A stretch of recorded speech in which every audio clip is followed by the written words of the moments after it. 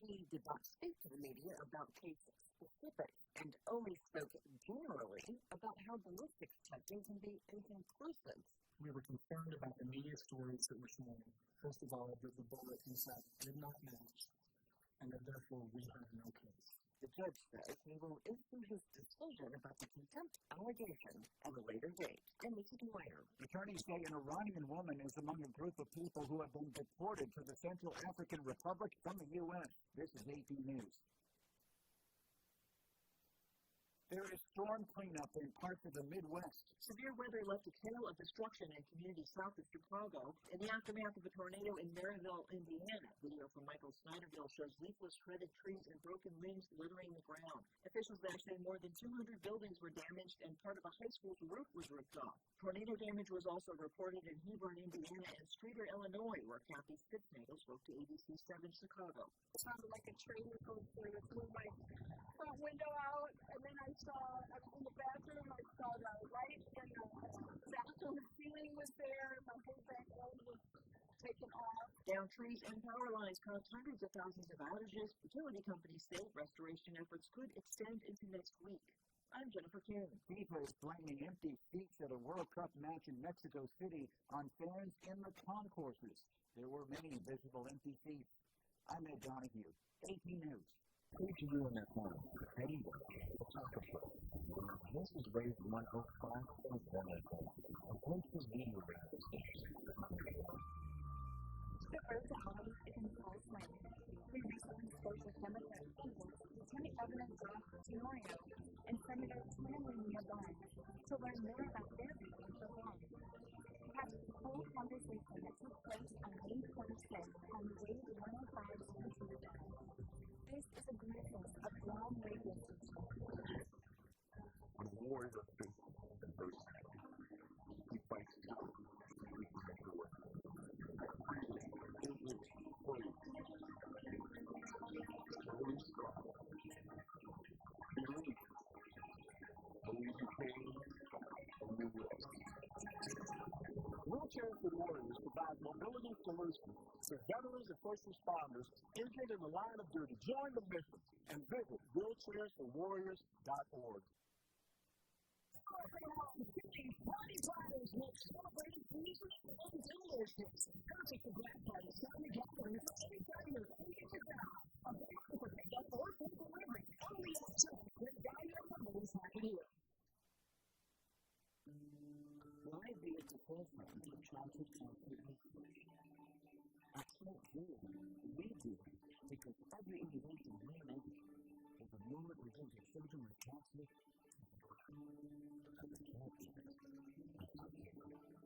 Help start here for children with cancer, more romance. Moments of the last night. Learn more. Let's get food that early. Road to Adam is a time to run.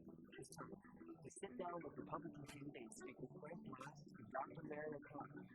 That's the full budget book that's in place on this Senator Wave 105 each. Stay informed and hear the vision for Guam's future. Wave 105 is a glimpse into Guam radio station. This is where Guam comes to talk. Wave 105. A glimpse of Guam radio station.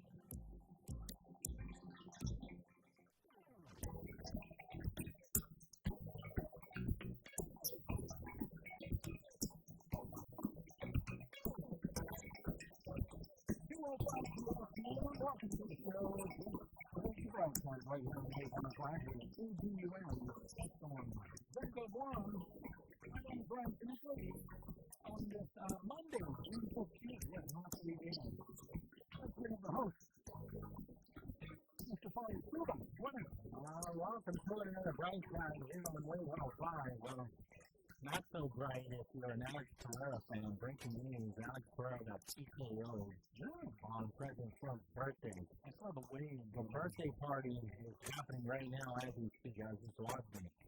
I did not think that was going to go down like that.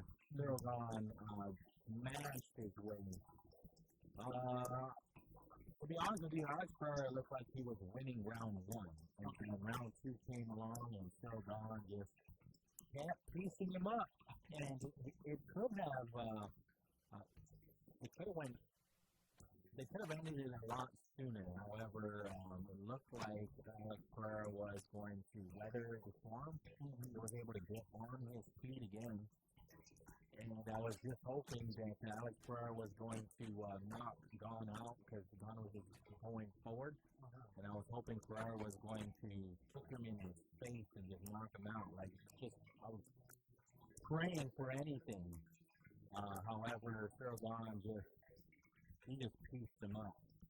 Yeah, kind of sad. Kind of sad because I really thought Alex Pereira had this fight.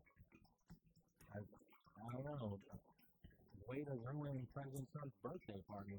Yeah, well, I mean, because he's the only Native American, if you think about it. Yeah. They're gone from France, and all of these other people are immigrants. The only true Native American is Alex Pereira. Well, he's from the Americans. Yeah, you put it that way, yeah. I don't even want to watch the next match. But then, there is, aside from that unfortunate event, there is a ceasefire and an agreement between Iran and America. Oh, that's good. Yeah. He's probably doing that in between rounds, President Trump. Yeah. He's here in attendance. Yeah. It's insane watching this whole situation. Do you want to turn the camera on? Sure. Yeah. So it's insane. Like, these guys are doing their walkouts from the White House. They're, like, going through rooms. And then they're walking past Marines, and the Marines are saluting them. I don't think it's necessarily them. I think it's the war heroes that they're walking out with. So the war heroes escort the fighters out of the White House. And as they pass by the Marines are saluting. Here, this is for those that are watching YouTube. That's kind of what it looks like right now. Look at that. Cyril Gahn holding 2 UFC belts. And you can see the White House in the background. Yeah. It's crazy. I think I've only seen this. Here's Joe Rogan. Joe Rogan's interviewing with the White House in the background. This is insane. This is madness. It's so cool, though. I mean, the only time I ever saw something like that was like watching Street Fighter or playing Street Fighter. When they're fighting in like landmark areas all around the world, like in front of giant statues and historical monuments that have been around for hundreds of years. And so, I think there is one scene in Street Fighter, or maybe it was like Fight for New York or something, Death Jams, Hip Hop, Street Fighters or something. Yeah, because there was this video game that I remember where these rappers were fighting. It was, I think, Death Jams was the one that produced it. Like 50 Cent fighting Eminem, and they're fighting in Times Square, maybe even the White House. That's the only time I ever saw something of this caliber. And here we are. This is real life. Real life. These MMA fighters are walking out of the White House into the octagon, and there's an orchestra and everything, like full on. I don't know if this is the presidential orchestra or not. It very well could be. Probably. And they are playing like one dude. He came out with Hulk Hogan's theme song, "I'm a Real American." Wow. Yeah. He came out fighting Derek Lewis. This is the dude that was, so I thought he was drunk, but the word is, it wasn't that he was drunk. I think he was playing, this guy is like, he seeks attention. Okay. And so it was a little bit of him playing along, but then also him losing so much weight. And so he spit up on himself. And he definitely looked like he was walking out drunk. But Joe Rogan asked him about it and goes, no, I felt super fatigued, so fatigued trying to lose weight. But he said some super obnoxious things when he won. Because first of all, he was calling out Pereira thinking that, he's going to be the next person to fight Alex Pereira, but he said he left the ring saying Michelle Obama is a man. I'm like, this is what we're watching right now? This is out of control. I feel like I'm in a fever dream. Like, this is how we are celebrating President Trump's birthday. And, you know, I don't know. I'm in awe of it all, but I can't stop watching. I can't stop. I must watch more of this. It's almost like There he is, Sirgan, shaking hands with President Trump now whispering in his ear, probably saying, you're a fantastic specimen of a human being. You're a beast. You keep it up.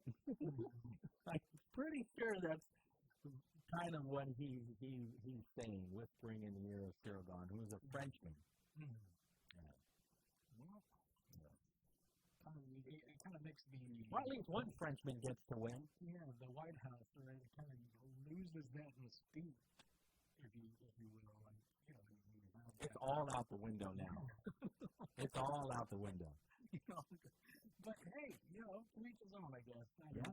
I would have loved to be there, you know, but yeah, I mean, I hear what you're saying. I mean, you know, when you have like a lot of these prominent world leaders that go there to make deals happen in terms of world peace, you know, you see like, I remember Jimmy Carter having Egypt and Israel actually shaking hands, you know, back in the 70s, and then, you know, the tragedy, the Challenger, where President Reagan was there, you know. Look at this. This guy is shadow boxing in one of the rooms of the White House. This is Victoria.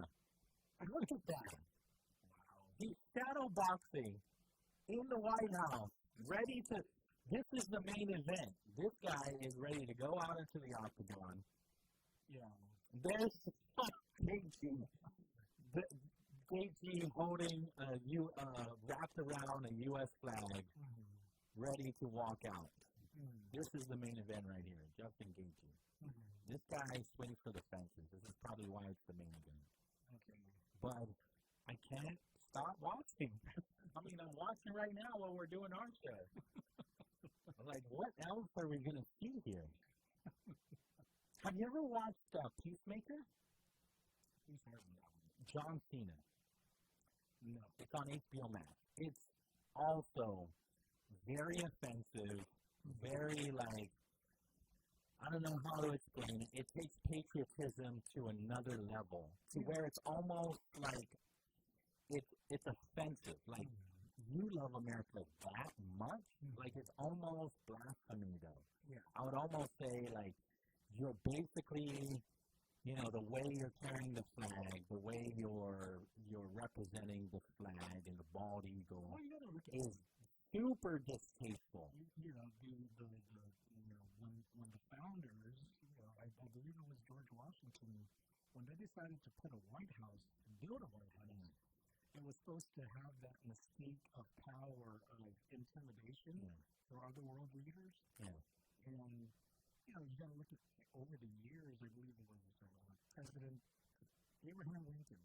That place, that White House was actually used as a temporary hospital for all the civil, when the Civil War was going on, for the Union troops. And, yeah, I mean, and from that to what we're seeing right now, I mean, I can't stop watching, though. I'm offended, but I'm not. Oh, how times have changed. Like, I don't know. I'm subscribing to it. I'm watching it. Yeah. I'm part of the viewership. And so. How many? What's the viewership on this one? 50 million? I can't tell. Yeah. We'll find out, though. We'll find out once the streaming numbers come in. You know? Yeah, it was supposed to be yesterday, but President Trump says, no, do it on my birthday. Because today's his birthday. Happy birthday. Yeah. And rightfully so, because this is his birthday party right now. I mean, the biggest thing right now on national news or world news right now is the ceasefire, the agreement of no nuclear weapons. But Israel's trying to sabotage that deal. Israel is trying once again to ruin the deal.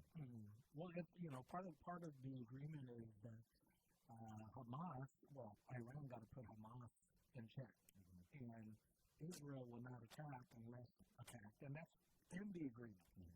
That should Hamas attack Israel, then Israel is, it's on pretty much. But so far the straits are now open. The blockade has already been. Just don't upset Trump on his birthday. Yeah, Let him enjoy his UFC fight on the White House lawn. I mean, he's celebrating. Yeah. So now we just got to watch the gas go down, and that is cause for celebration right now. I saw a notice from But it went down 4%, 40%,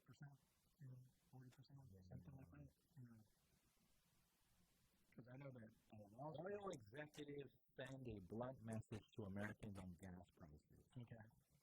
You're hitting tank bottom. This is the phrase one oil industry executive used to describe the state of global petroleum inventories.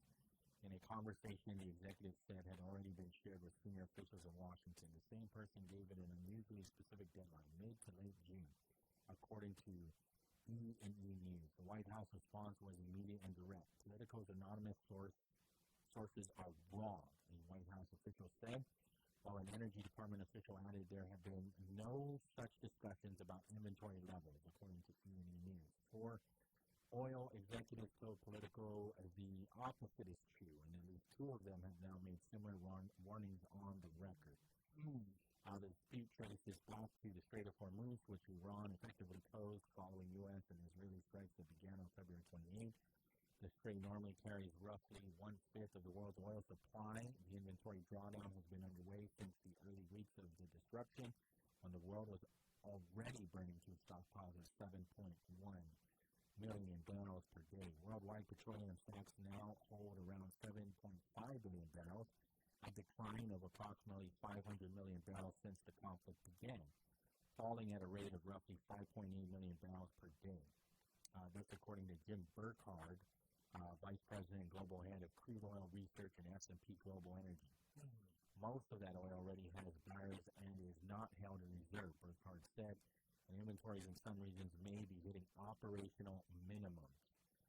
On the U.S. side, gasoline inventories fell by 47.5 million barrels between early February and late May, the steepest February to May drawdown in EIA weekly data going back to 1990, according to oilprice.com.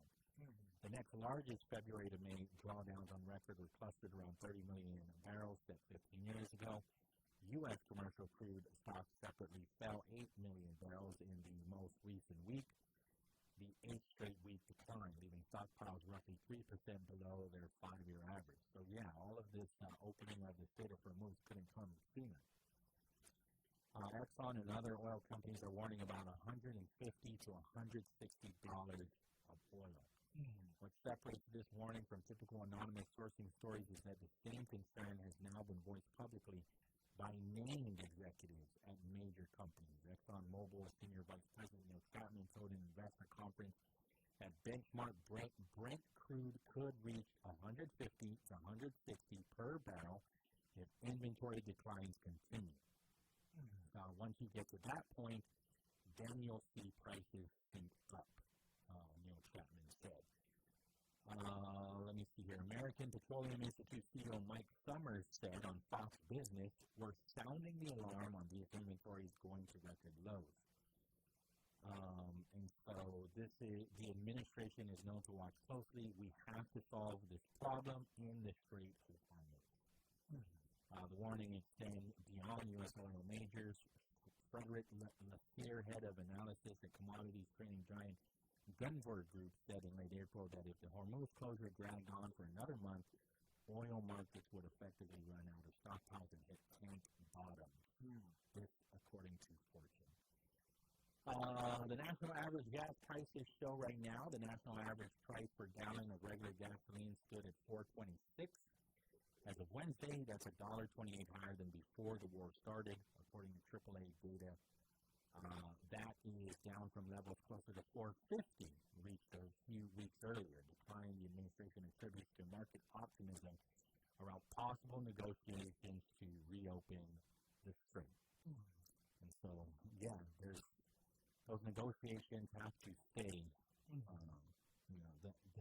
Those agreements have to stand, right? And as long as I see President Trump here watching this fight, because there's one more fight to go. Yeah. Well, I mean, he did give the order for the Navy to discontinue the blockade, and the agreement was to open the strait, pretty much, and have no nuclear weapons, and it has to be inspected, by U.S. officials and everything. So seems like they're going to open up. I mean, everything that you read seems like it was prior to them opening up today. Yeah. And so they're putting pressure too, right? And if President Trump does speak to all of these billionaires. My goodness, this guy goes to China with them, with a number of these billionaires, these company owners or CEOs, right? That's what we saw when he went to China. Yeah.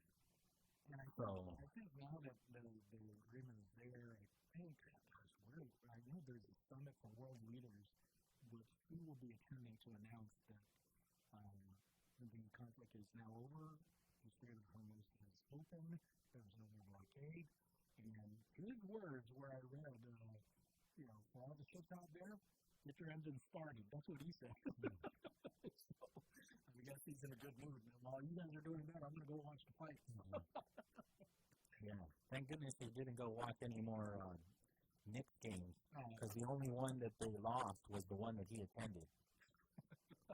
They're undefeated in games when Trump doesn't show up. They've never won a game when Trump does. Yeah. That was another game. I am in awe of these New York Knicks. Like, again, I'm not a fan of either. The Spurs were supposed to dog walk the Knicks. That was the narrative before this series started. They were going to dog walk them. They beat the defending champs, the OKC Thunder. They own the OKC Thunder when it comes to regular season games. They outmatch them in every way. They're younger. They're more talented. And that is what they said before this NBA Finals started, that the more talented team are the Spurs. And I would agree with Wemby. Wemby is the new face of the NBA. It is his for the taking if he wants it. He has to impact these games, though, more. He has to touch that ball more. I think he was shooting a lot of threes. He was shooting a few threes, but also at the very end, like, if you are him, then you need to demand the ball. There was one when it mattered where they passed him the ball, and he went to shoot, and in the air, he passed it back to De'Aaron Fox. De'Aaron Fox misses the shot. Josh Hart rebounds the ball, and they foul Josh Hart to put him on the line. You need to take that shot. You are the face of the NBA. You are the guy now. And so, obviously, the Knicks win by 5. They don't sweep. But it's interesting, too, because there was another 22-year-old that made it to the NBA Finals, and his name was LeBron James. And he got swept by the San Antonio Spurs. Now, the difference is LeBron James showed up with a trash team, like literal garbage cans. It was him and 4 other garbage cans on the court. And so we knew he wasn't going to beat Ginobili and Tony Parker and Tim Duncan, on that squad. He was just clearly outmatched, and they got swept. But Wemby and his Spurs, they had the better team going in. They had the higher seed, so they had home court advantage. They have the youth, and now the narrative has changed. The goalpost has changed because I was reading some articles where they're like, well, they're younger, they're immature, they made rookie mistakes, so eventually they'll grow. That was not the narrative before this series started. The New York Knicks were the underdogs going in. They were clear underdogs. Wembanyama is the face of the NBA. He was. Every time, every game, he is the best player on the court. And every game, they were up by at least double digits. And every single game, all 5 games, they had at least a double digit. At one of the games, they were up 29. Game 4. That's the biggest upset ever. To come back from 29 and win. And then just yesterday, they were down 16. How does that happen? They were giving some statistics for the entire series, 5 games. The San Antonio Spurs led the Knicks 74%. 74%. And they lost in 5 games? If you said that series should have went 7. And I would even say the Spurs win that. I think it's more or less who wanted it more. Yeah. I mean, because when you're leading, They will. percentage-wise, Jalen Brunson willed his team to win. Yeah. I mean, he was at 74% for the series, and you lose. And you lose these games. Wow. Yeah. The Knicks wanted it more. Yeah. The Knicks wanted it really. And Wemby didn't want it enough. You can check the tape. You can see how many times he passed up the shot. I mean, obviously he missed one of the game winners. I think for Game 4 he missed it, and then yesterday he also missed. He hit the backboard on the last shot, but that's not one of the shot before that. He went up in the air and passed it up and gave it to De'Aaron Fox. De'Aaron Fox misses the 3-pointer. Josh Hart rebounds. They put Josh Hart on the line. And then also Game 4, under 2 minutes left in the game, Wemby misses 2 clutch free throws. Yeah. Yesterday, I think it was a little over 2 minutes, Wemby misses a clutch free throw, one of them. The last time the New York Knicks had a championship. 1973? Yeah. And that was over 50 years ago. And so this is just their 3rd championship. 53 years this city has been waiting. Yeah. And they came close in the 90s with Patrick Ewing and John Against San Antonio, right? Against Tim Duncan. Tim Duncan and David Robinson, I think, were both on the team at the time. But they couldn't get past the Bulls, though, right? During the early 90s. Right. And so. But then as soon as Michael Jordan stepped out because they had to pretend he was retiring, but we really know that he was suspended for gambling. Illegal gambling. Yeah. No, I want to go play baseball. Okay. That's the story he's sticking with. Okay. And David Stern. But, yeah, no, so, when you think about it, 53 years ago, geez, wow. To come back now and wanted more with the Spurs, hitting 74%, as far as leading us. Yeah, the Knicks wanted it more. I don't even think necessarily it was even about talent because, like you said, that center at Spurs, he's real talented. He's the best player on the court, easily. And then Jalen Brunson, he keeps getting so much doubt, and he proved everybody wrong yesterday. I mean, 6'2". I mean, he's a 2-time NCAA champion, and so, I don't think there are any doubters anymore. Somebody's on the line? Yeah. Operator 105, you're on here. Yeah. Operator 105, you're on here. Howdy. Hey, what's up, Pops? Surprise. So, 53 years reminded me that I've been in GPD with your Uncle Dave 50 years now. 50 years, wow. And I just turned 70, and you all freaked me out with a surprise party I'll never forget. Yeah. 70 people at the 70th birthday party. Sorry to the listeners that didn't get the invite, but I was surprised too. I didn't get invited, but I walked right into it. Yeah, I almost messed up on Friday because I was like, hey, Ryan, what are you doing today? On the air. And then I was like, wait a minute, it's supposed to be a surprise. I hope he's not listening. So I just kept my mouth shut the rest of the show. You, your brother, mom, Nikki, how you guys planned all this thing just was amazing. I broke down. I better stop there. I'll get emotional again. Well, I mean, if you think about it, that's 70 years of life, right? There's so many stories to tell. Absolutely. And I have to thank, like I told you, Grandma's favorite words are, to God be the glory.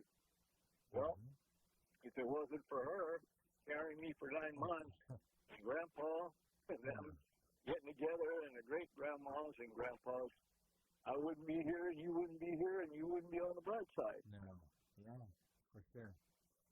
So I just wanted to say thank you, and I love you, and I love your listeners for supporting you and listening to your great and wonderful stories. I'll let you get back to the baseball. It's actually the UFC. They're fighting at the White House. And President Trump is there. I got to watch that. Yeah. All right. Okay. Thank you, gentlemen. All right. You're the best. Thank you so much again. God bless you all. I love you, Dan. Love you, son. Okay. Take care. Yeah, so that was over at the Bamboo Lounge over at Ducey, right? Shout out to EXO, too, because they're always so cool and inviting, especially when we celebrate something like a birthday.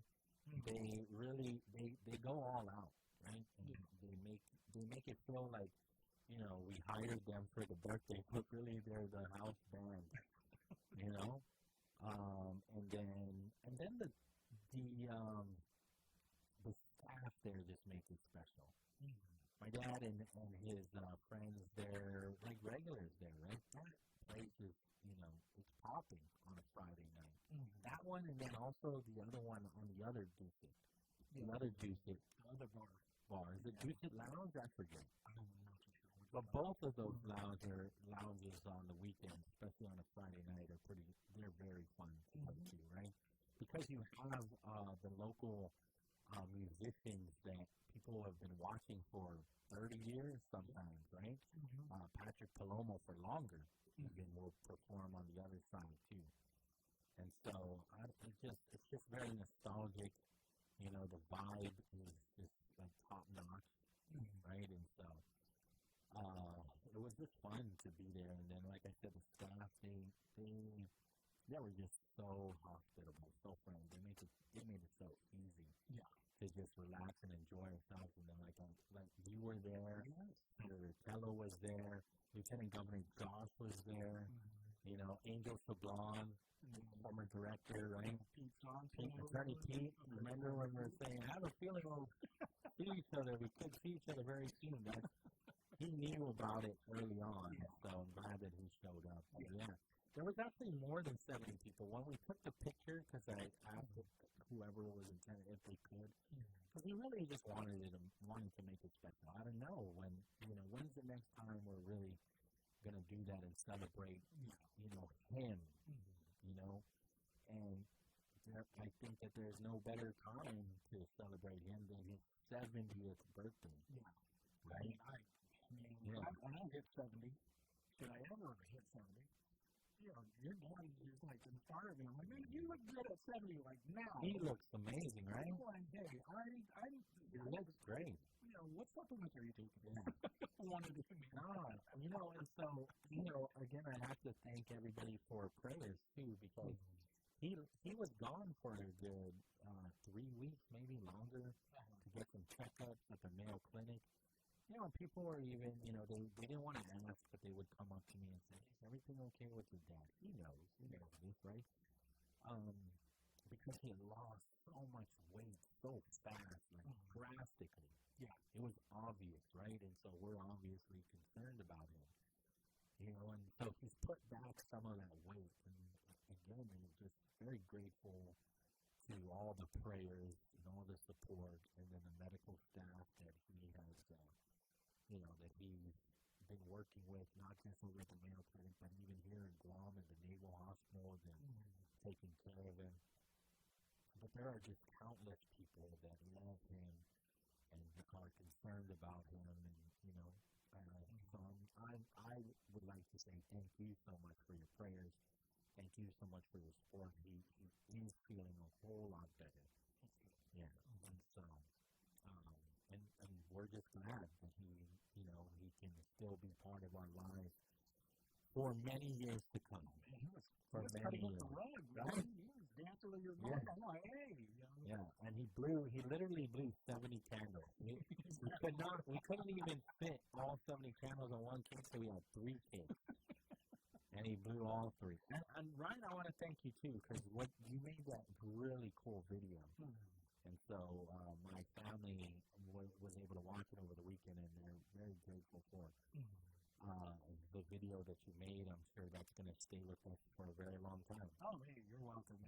Thanks for the invite. It was always, one thing, is that your dad and my dad were very good friends at BPD, and my dad had a lot of admiration for your dad and a lot of respect, and so just being there, for his birthday, was like, damn, because, my father passed away when he was about 54.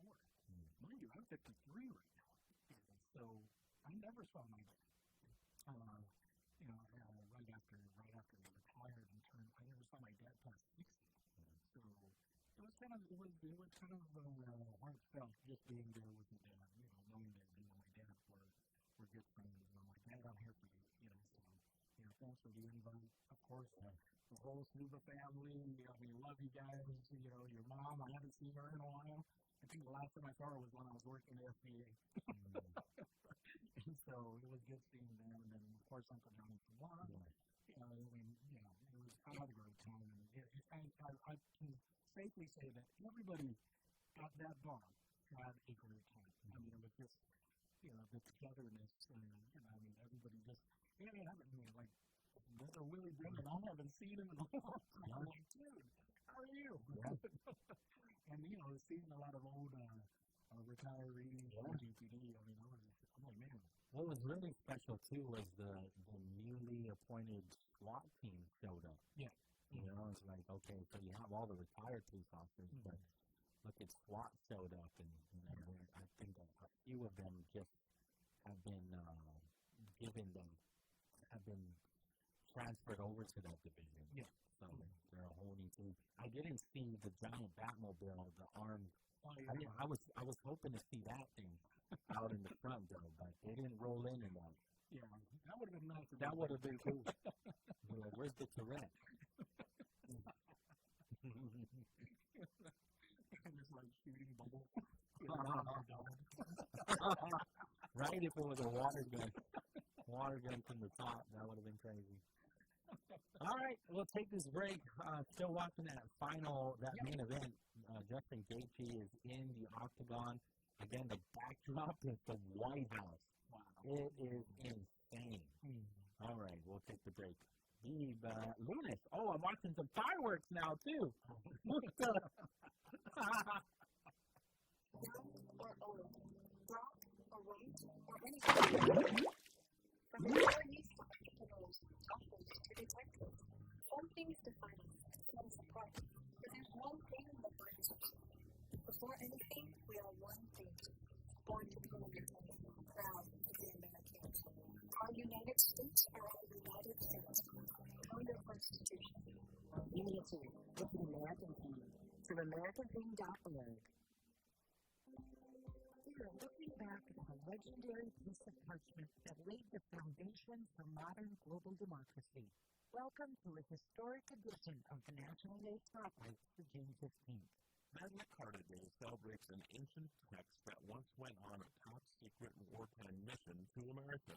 In 1215, King John signed this historic document establishing legal concepts like written statutes, due process, and the right to a trial by a jury of one's peers.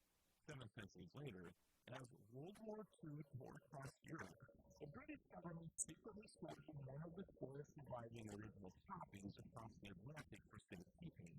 It was locked deep inside the underground vaults at Fort Knox, standing tall alongside the United States Declaration of Independence until the war ended.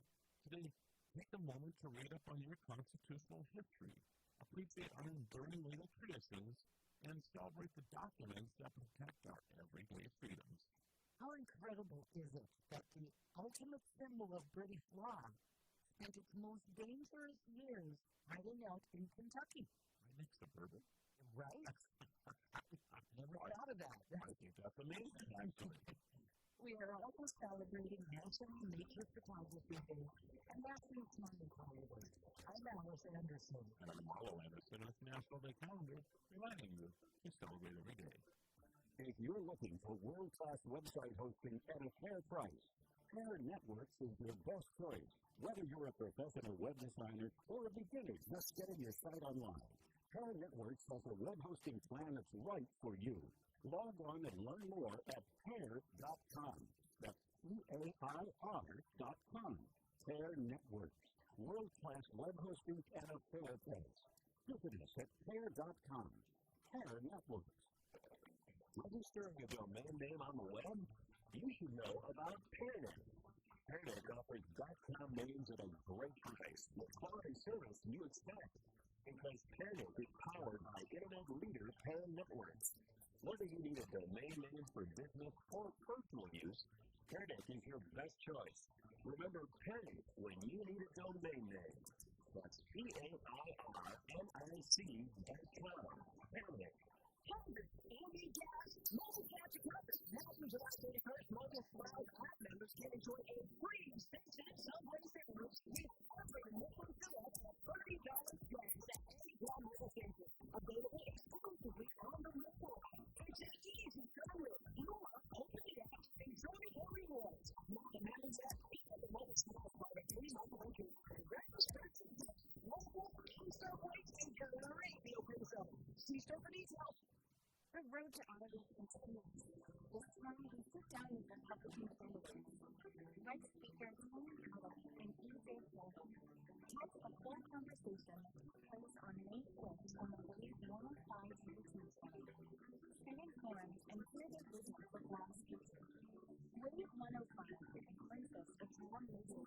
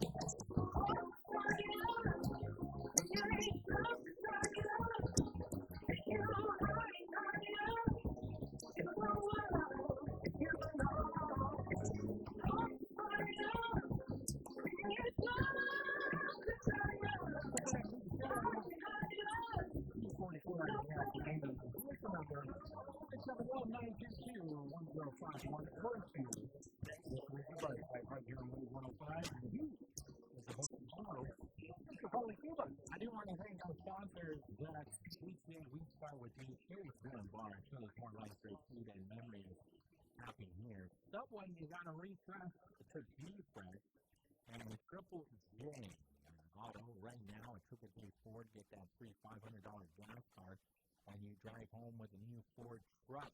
Visit triplejguam.com and get pre-approved instantly. I forgot to show love to our sponsors because I was so distracted by the crazy upset of Cyril Gahn just piecing Alex Pereira. Man, that guy was a kickboxer too. And he owned Izzy. Who's that one other fighter? He was a kickboxer, and then he got beat up by Alex Pereira, moved to the UFC, became a middleweight champ, and then Alex Pereira was like, well, if he can make the transition, I can. So I'll go to the UFC and see if I can't beat him in the UFC also. And so I believe they both beat each other in the UFC. But Alex Pereira got the best of them eventually. Won the middleweight championship, and then he went on to be the light heavyweight champion, and then this was his first time moving to the heavyweight championship, and then lost in the White House. But I really thought he had it, but maybe, maybe he just needs to go back to light heavyweight. But the thing is, he's getting older too, so I don't know how much longer Alex Pereira can be at the top anyway. But he is super intimidating. He still shows love to the natives of his in Brazil. He has ties to a native people, native tribe outside of Brazil. Okay. And he shows so much love and honor to that native tribe in so many ways. So, he's such an intimidating individual, and he's good too. He's great, but not today. Not on President Trump's birthday. He loses, and so they're fighting again. This is the main event. Taparia versus, I think Taparia is from Spain. He's fighting Justin Gaethje, and I think that's also for another belt too.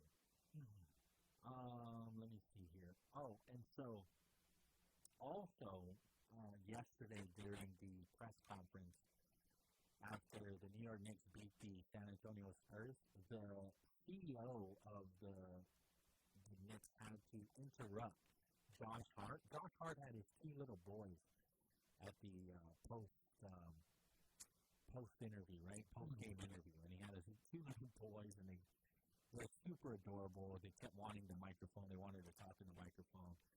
However, at one point, the CEO of the Knicks, because they're a public team, there's like multiple owners.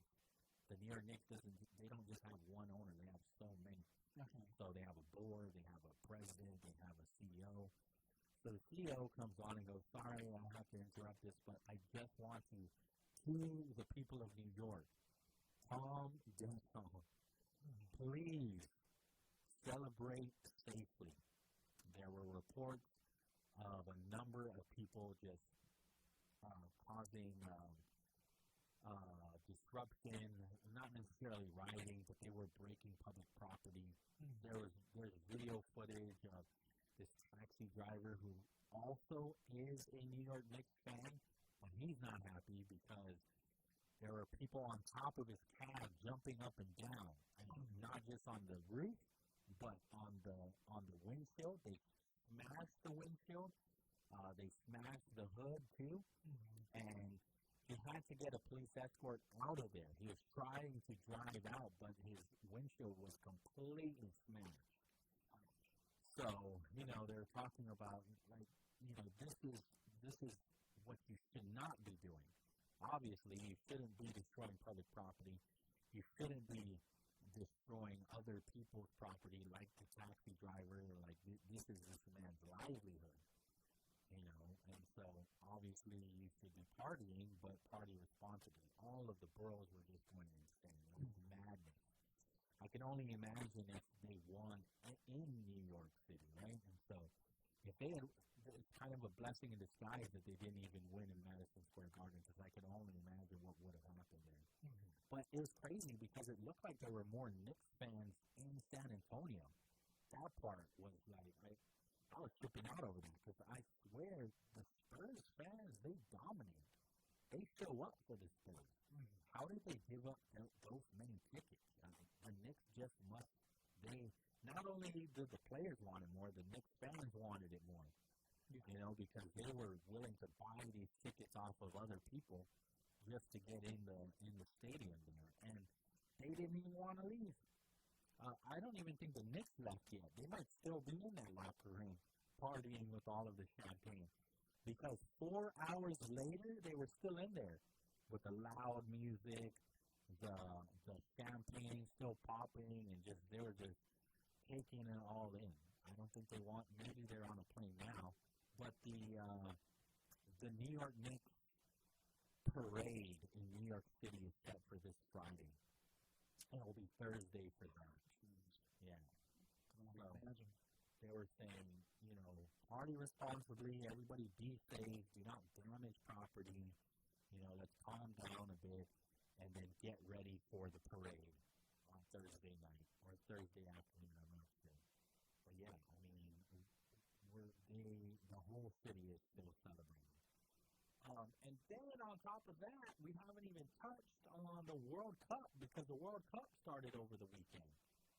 I think it started on Friday. So 48 teams, 12 groups, 104 matches across the U.S., Canada, and Mexico. Germany, well, Curacao, I forget. It's a small country of about 150,000 people, so they're as big as we are. They destroyed them 7-1 in the opener. So Germany has already made a statement. USA beat Paraguay. People are like, Paraguay. Like, yeah. So what? Well, they did pretty good in the qualifier. Paraguay only allowed 10 shots on goal to get into the World Cup. And so USA beat them 4-1. So they dominated as well. Mexico beat South Africa 2-0. South Korea came back to beat Czechia 2-1. Brazil was the biggest surprise, though, because they didn't even win their match. Brazil's like one of the favorites every year. Every 4 years, the World Cup, these guys are expected to be standard, right? Yeah. So they tied Morocco 1-1. The Netherlands tied Japan 2-2.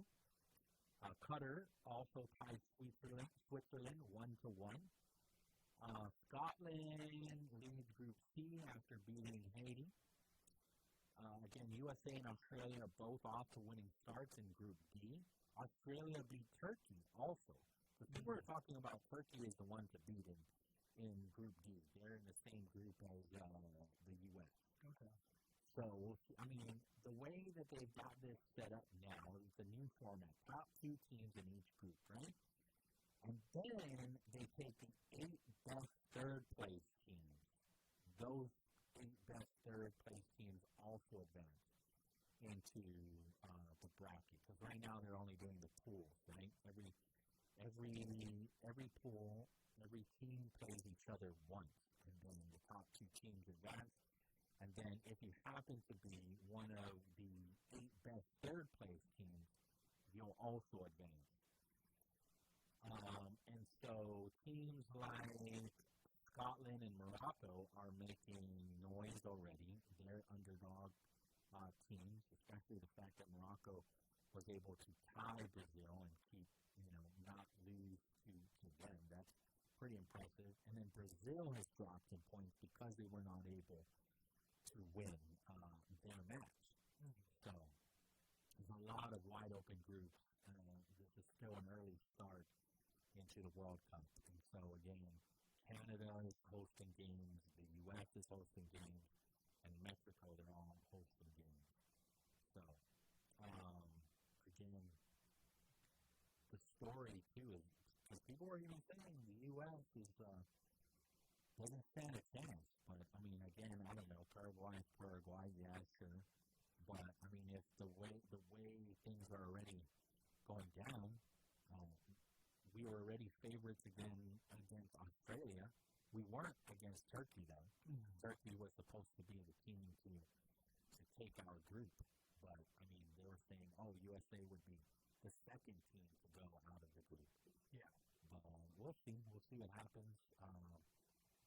It was interesting, too, because I was confused, because I was watching the U.S. game in Paraguay. Paraguay has the same colors as the U.S. Yeah. And they were also wearing, the fans were also wearing what I thought was a variation of the U.S. flag. Okay. But it wasn't. It was their variation of their flag.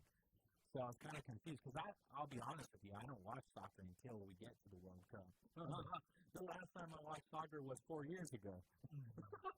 So now here we are in the World Cup again, especially now that the U.S. is also hosting alongside Mexico and Canada. This makes it very interesting, right? And they're saying the U.S. doesn't really stand a chance. But even the U.S. team, too, if you look at them, I think it's pretty special. I think it's kind of beautiful because most of the Team USA, their family, they come from families of immigrants. And so, that's what USA is. USA has been built by immigrants. Melting pot. Yeah. So, you know, you would be confused a little bit when you're watching, like, well, who are the Americans? You know, like 3 brothers there. Yeah. But that is America. That is the identity of America. People forget that. People sometimes forget that. Like, no, that is the essence of America. What you're thinking, you should really recheck yourself, because white America is not America. That's just a fact.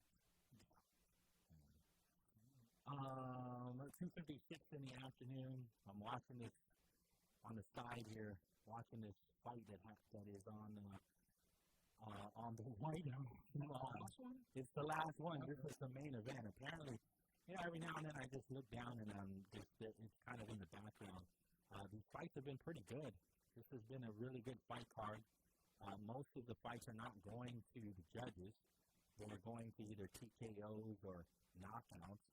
And so in that, it's pretty entertaining, right? However, again, it's just strange because, again, the walkouts are coming from the White House. You have World War veterans, combat veterans walking out with the fighters. You have, I think this is the presidential orchestra that's playing theme songs to different songs like Real American Hero from Hulk Hogan. Like, they're doing all of that.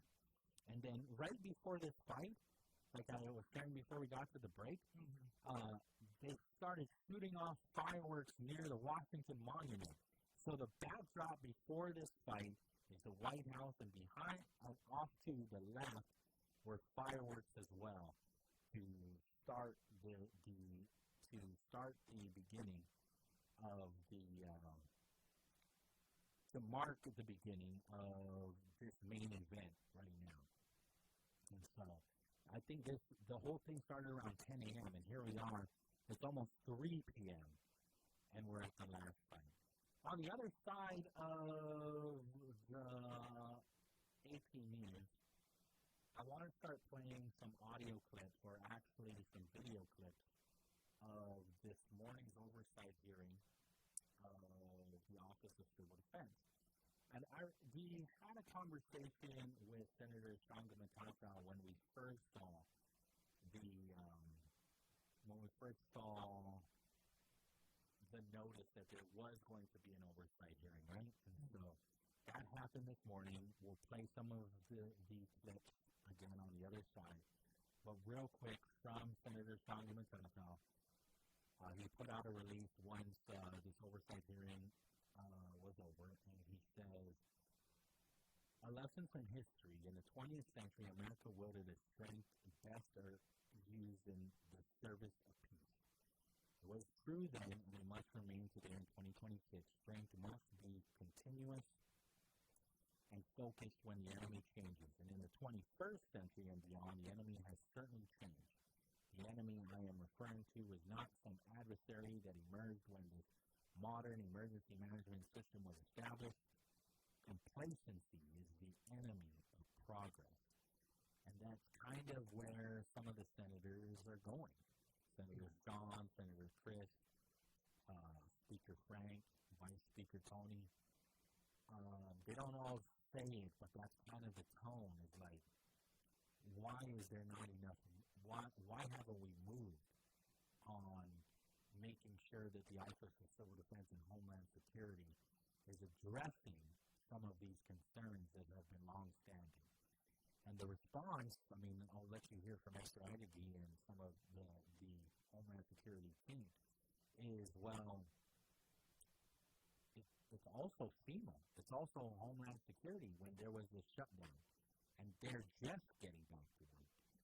So they also have been held up, and we haven't been able to address these because of the recent Homeland Security, the fact that they were shut down. And they were. Their agency just started to get back to work maybe 3 weeks ago. That was the big stalemate in Congress and the Senate. on trying to get them reopen, and so the Democrats didn't want because they didn't want ICE funded. However, jokes on them, that was the one agency in Homeland Security that was funded all the way through the fiscal year. The ones that ended up hurting was Office of Homeland Security, was TSA, was the U.S. Coast Guard. But ICE was good to go. 3:01 in the afternoon, we'll take the break. KGUN FM in Gallardo, Guam.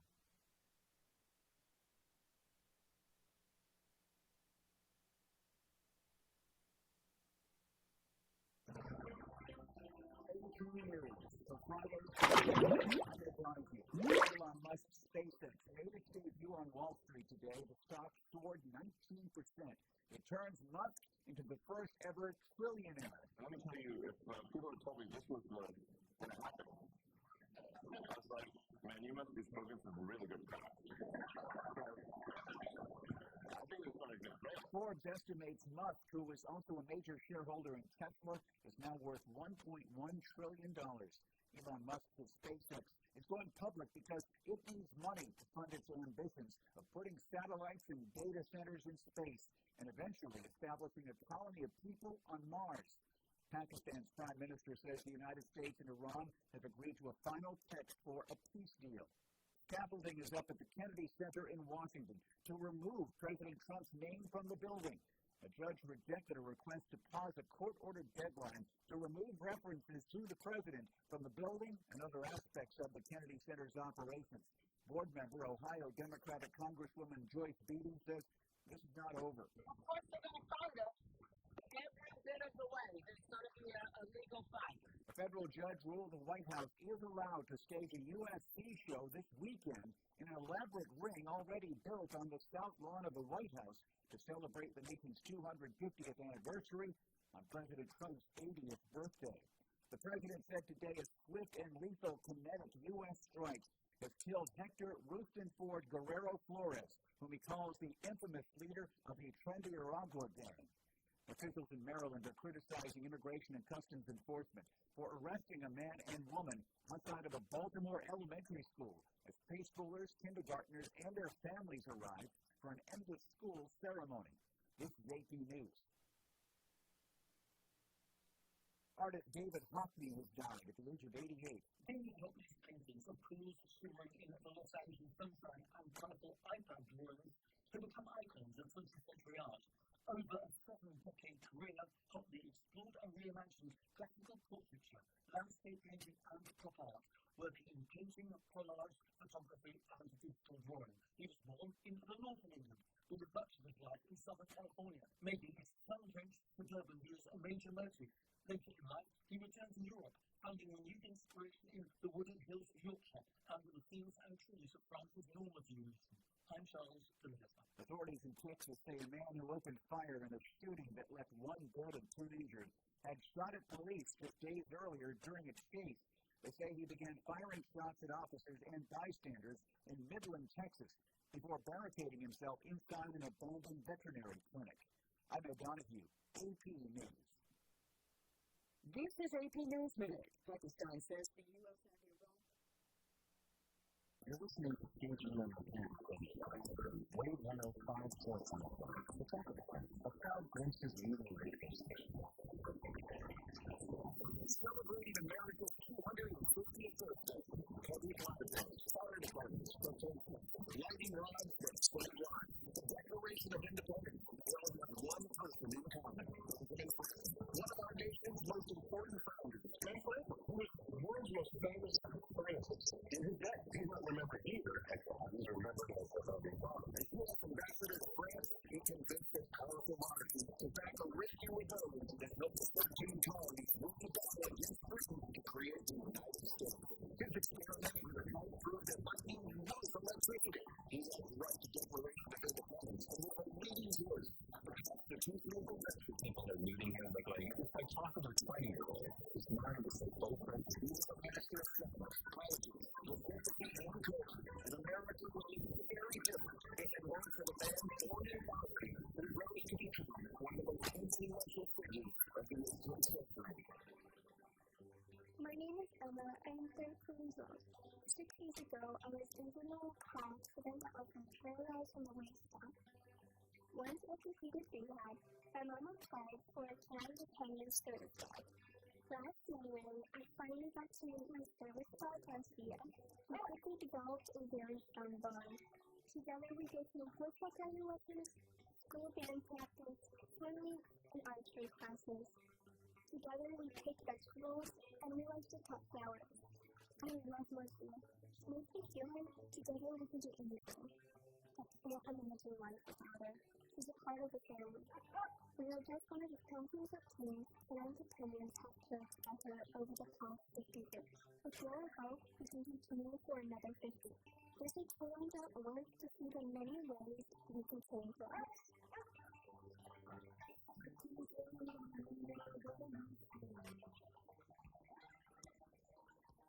Do you hear that? Emma?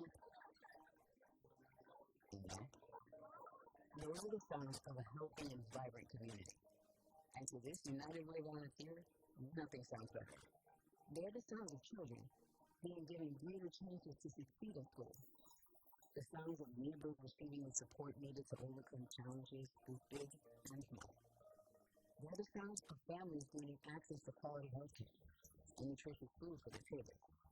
And they're the sounds of members of our community who benefited from United Way's financial education programs. See, wherever there's a need in our communities, there's a United Way. People working together to respond and growing the good for everyone. United is the way.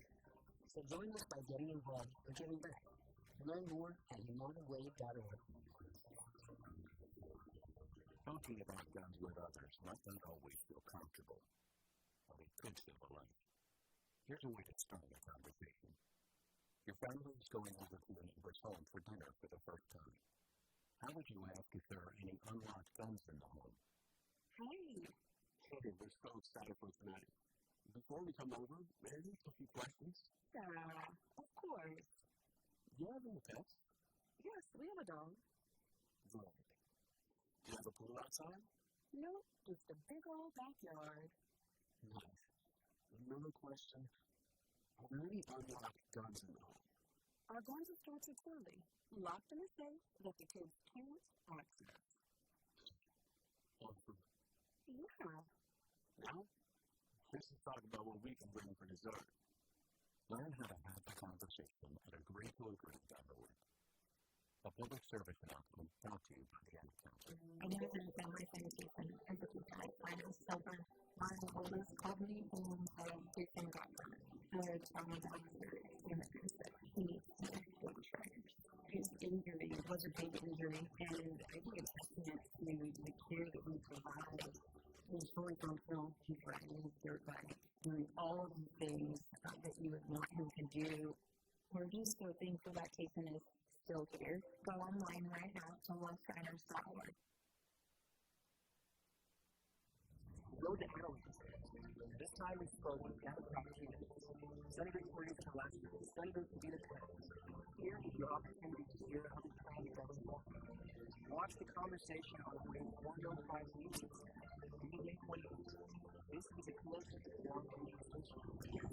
Knowledge is power. In just 50 seconds, the Eagle 360 provides you a unique experience and a detailed part of your body composition for you to take action to improve your health. The Eagle 360 turns information into inspiration to live a balanced lifestyle. Eagle 360 is exclusively a teacher wellness center. Only simply listeners or call 671-646-6556 extension 720 for more information and to schedule an appointment with a member of the Teacher Wellness team. Law is building the future, and the right conversation starts here. SAE Law hosted by teams for 2026 District 1 have been July 29th to 30 at the District 20 Resort, full of military, government, and industry leaders as they come together to discuss schools' future and infrastructure, resilience, and regional growth. This premier event connects One's next generation of infrastructure. Registration is open. Visit planninstituteform.com. The 2026 SAE District 1 celebrates the Mississippi Readiness. Celebrate Father's Day with Power 98 and Wave 105 as we honor our first heroes. Insert in the WhatsApp message or call in and share your funniest or most heartfelt dad story. Winners will be revealed from June 15th to June 18th, and you can win your dad a special bundle prize. Stay locked in for News and Wave 105. Brought to you by Guam Properties on Nana's Cafe, Reach Roadhouse, Outdoors, Jollibee, Bromance, and Cream and Butters. Good. 105 FM.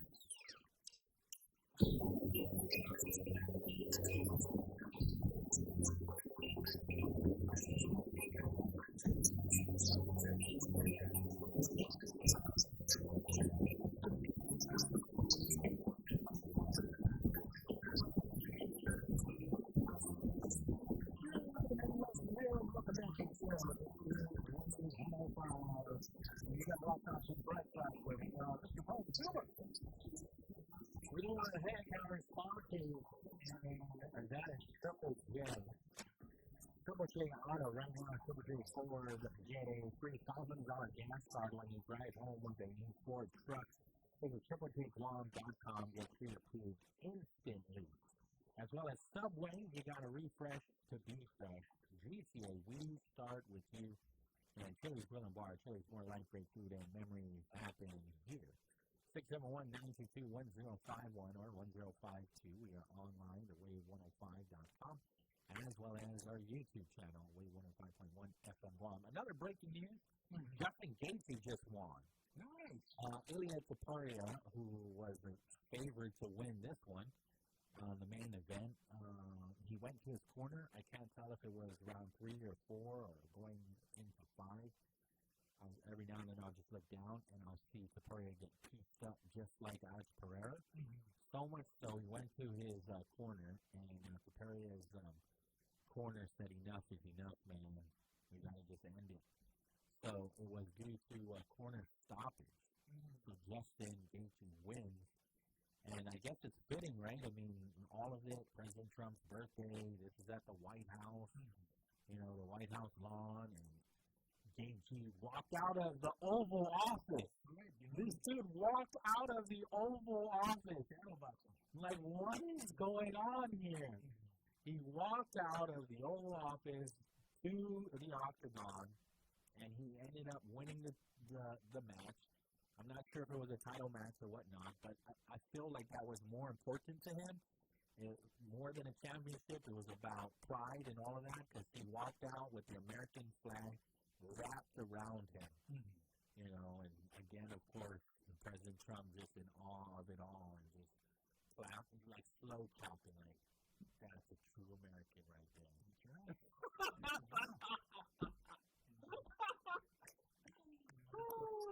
That posture.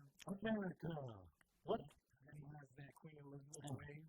What would have really just like pulled it off? Would have just made it, top tier. Would have been like bald eagles coming down from the sky, and Gaethje just puts his arms out wide, and the claws, the talons just come and grab him by both arms, and then fly him away. Into the sunset. And everybody looks up and like, that's an American. And then it ends. I should point out that these fights are sanctioned, okay? So there are championships up for grabs. Yeah, this is not a... Hero Gone won a championship in that. It's not an exhibition. This is real stuff. Real deal Holyfield. Yeah. I mean, history in the making. I mean, I don't know if we'll ever see that again. No, the Democrats are going to make us think about it.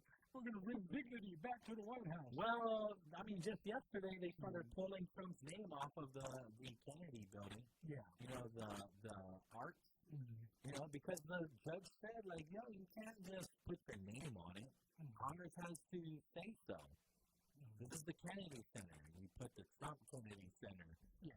So they started pulling Donald J. Trump's name. I think Donald Trump also said slow it down, like take breaks. Yeah. Take 4-hour breaks in between letters. Yeah. So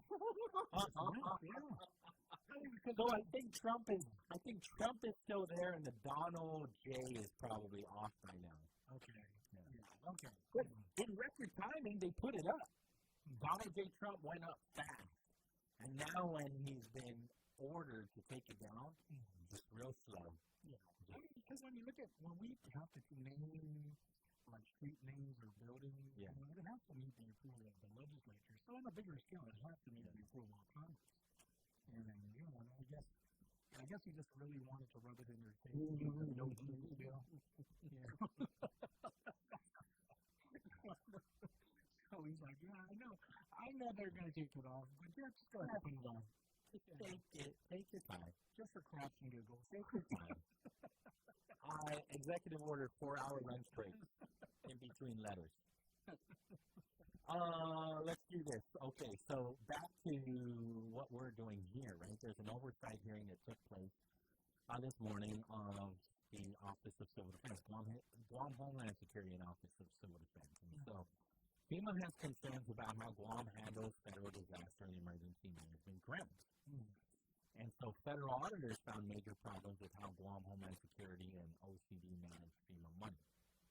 Some of the concerns include costs could not be properly verified. Some expenses may not have been allowed under federal rules.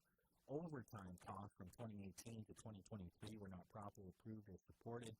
There were weak internal controls. There was a higher risk of fraud. More than $34 million to $40 million in costs were questioned.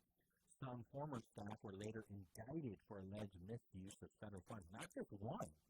Like we just got on the record from when Senator Chris Blaney asked about it, and multiple individuals have been indicted. And so because of these problems, FEMA placed all FEMA Region 9 grants to Guam on restricted drawdown status starting May 12, 2026. And so this does not mean Guam lost the money right away. It means Guam cannot simply pull down FEMA funds automatically. Before FEMA releases money, Guam must first submit documents proving the expenses are proper. FEMA then reviews and approves the request before any money is released. And so Senator Stronger Matako said that this is serious because Guam depends on FEMA money for disaster preparedness, mitigation, recovery, and emergency response. And so Esther Aggie, Guam's Homeland Security Advisor, said that there are two separate FEMA actions that people should not confuse. First, FEMA approved Guam's Corrective Action Plan in January of 2026. Second, FEMA placed Guam FEMA grants on restricted flow in May of 2026. She says those two actions do not conflict. And so we'll just play this, and we'll play this video file. You can hear it on our radio station, right, on 105.1 FM. Otherwise, you can watch it on our YouTube, and that's thewave105.com. And I am here today to provide an update on our corrective action plan responding to the 2023 Premier Group audit.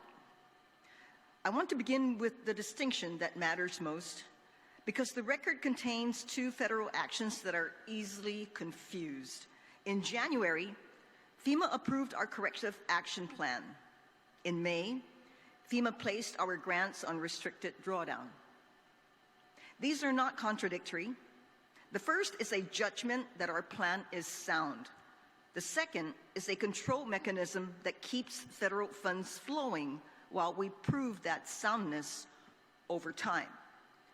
One speaks to our plan, the other speaks to a clock. That clock is the part I ask you to understand clearly. To lift this restriction, FEMA requires 3 consecutive years of clean monitoring and a sustained low error rate across multiple testing cycles. And by federal design, those conditions cannot be met in months, no matter how fast or how well we perform. So, the relevant question this morning is not whether the restriction is lifted, it is whether the corrective actions within our control are being done. They are. And let me be concrete. Our timekeeping procedures and pay period audits have been running since 2023. Our grants management staff completed federal grants management course certification last August. Quarterly internal audits across transactions, procurement, travel, and disbursements have been live since the middle of last year. And in December, the Office of the Chief of Staff, not my office alone, stood up a grants monitoring committee, placing accountability above the agency that drew the original findings. We have named authorizing officials and certifying officers, closing the certification gap the audit identified. None of this happened in isolation. The plan FEMA approved was built line by line with FEMA. Their specialists offered dozens of specific recommendations, and our integrated matrix documents our response to each. When we needed more time, FEMA granted a 90-day extension and reaffirmed its technical assistance. This is not the posture of a regulator that has given up on us. It is the posture of a partner rebuilding trust alongside us. And I would offer this committee this. The audit found real weaknesses, and we have not minimized a single one. But the honest measure of this government is not the existence of findings, it is what we have done since. The documentation is complete, the controls are operating, and the federal relationship is active and collaborative. And we welcome your oversight because it holds us to exactly the standard our island deserves. May God continue to protect this island, guide our work, bless our community. Sizus Masi, I welcome your questions. All right, so Aggie says Guam Homeland Security and Office of Civil Defense is taking several corrective steps, right?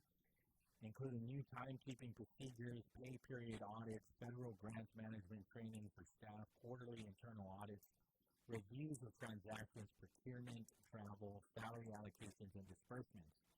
A grants monitoring committee created by the governor's chief of staff, new authorizing officials and certifying officers, better tracking of federal dollars, a new database to track grant money, and updated standard operating procedures. He said FEMA helped build the corrective action plan and provided technical advice. And so Senator Congo Matata asked a number of questions, right? Who is actually in charge of the Office of Civil Defense because of several personnel changes? Aggie says she is in charge of the agency, but she is not the official OCD administrator. She said the governor directed her to oversee the agency.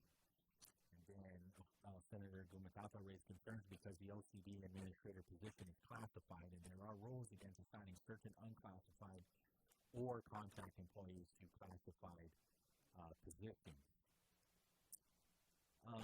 We'll move on to where Senator Gumatata asked how many corrective action plans have been resolved. We'll go there. Provide more detail on that process. Yeah, I'm not looking for the detail here, and we may ask that in a second, but just trying to understand the action from the federal government. Let me just, if I can then, and if you can keep it, brief, but can you identify even one of the 12 CAP findings that FEMA has certified as fully resolved? So there are several areas of that CAP plan that FEMA has offered advice for us to work on. We have submitted our completed CAP plan, and it is under review by FEMA right now. In the last week of August, they will be here to conduct an in-person review, and it will be then when we know whether or not our actions taken that are identified in that corrective action plan have been resolved. So to date, you have no confirmation if any single one of those has been. Yes, we do, sir. I understand you have a copy of our corrective action plan. I do. So but for the record, can you tell us how many of the 12 points have you guys actually fully resolved? Okay. Well, to start off with, sir, we have some standard operating procedures that have been already in place that FEMA has reviewed and has approved. We also have our timekeeping procedures. We also have quarterly reviews. What we have now that we didn't have then is we now have a financial management system accountability in place that my finance team lead, Mr. Cabana, has put together. And so that is something that was not present when those audits had occurred. But we have that in place right now to track and trace every single federal dollar that was awarded to the Office of Guam Homeland Security and Civil Defense. And the grants that were mentioned in that memo that you had just read, what we now have is a database tracking all the money that's attached to those grants. And Mr. Cabana can speak in detail of which grants you would like to know about. So that you've named 3. So far 3? Go ahead, Ms. Lucy. So your question about in the audit findings, can we name some that have been completed? I would point over to finding 2023-02, which deals with the timesheet. When you look at 2.2, 2.3, and even 2.1, we've gone through that process. And in our meetings with the grants management team from FEMA, they've accepted that. So that's one of the findings. And then the second one will be findings 2023-03 in terms of 3.3, training finance personnel on CFR 200 requirements. We've completed that, sir, also by ensuring, and this happened last August, and there's going to be a refresher coming up in the summer on individuals that are working with grants to take the FEMA grants management monitoring training, which was done online. It was 3 hours every day for about 6 weeks. The individuals that took the training had to also take a test at the end of the course just to ensure there's understanding. So that's just a couple of the findings that we've been working on that we know that FEMA is happy with, and it's in that chart where it specifically says that the action appears to address the recommendations. And we've also, to back that up, ensured that there are SOPs, which, by the way, is voluminous, but I did provide it on a flash drive to staff so that if you wish to go back later on and review it, it's there. And it's the same documents that you have on that flash drive. It's the same documents that FEMA has. Okay, so for the record, I'm looking for a single number. How many, and right now I've heard 4 of the 12 items have been completed at this point. Is that where is that where we're at now? If I may, sir, so those are 4, but in addition to the 4, if I may, finding 2023-05 regards salary changes or salary charges. This is regarding the methodology that needed to happen, and that's actually complete, and FEMA says there are no changes are required, and that we have provided monthly salary reviews continuous since May of 2025. In addition to that, finding 2023-12, which is budget monitoring, we have a grant monitoring committee that was established by the Office of the Chief of Staff, and that was established in December of 2025, and our first meeting was held on December 10th, 2025. So yes, sir, I'm counting 4 of those 12 have already been approved and satisfied according to FEMA's review. All right, thank you, Esther. All right, so at first the answer was not fully clear, right? However, later, the 4 areas appear to have been addressed or accepted by FEMA, including timesheet procedures, training finance personnel on federal grant rules, salary review procedures, and budget monitoring. However, they also said FEMA will conduct an in-person review in late August before Guam knows for sure whether the actions are officially resolved. And so Senator Sangha-Matata points out that OCD staff pattern does not show dedicated finance positions. And that's where you see in the video the man to, when you're looking at it, the man to Esther Aguilar's right is Mr. Joe Cabana.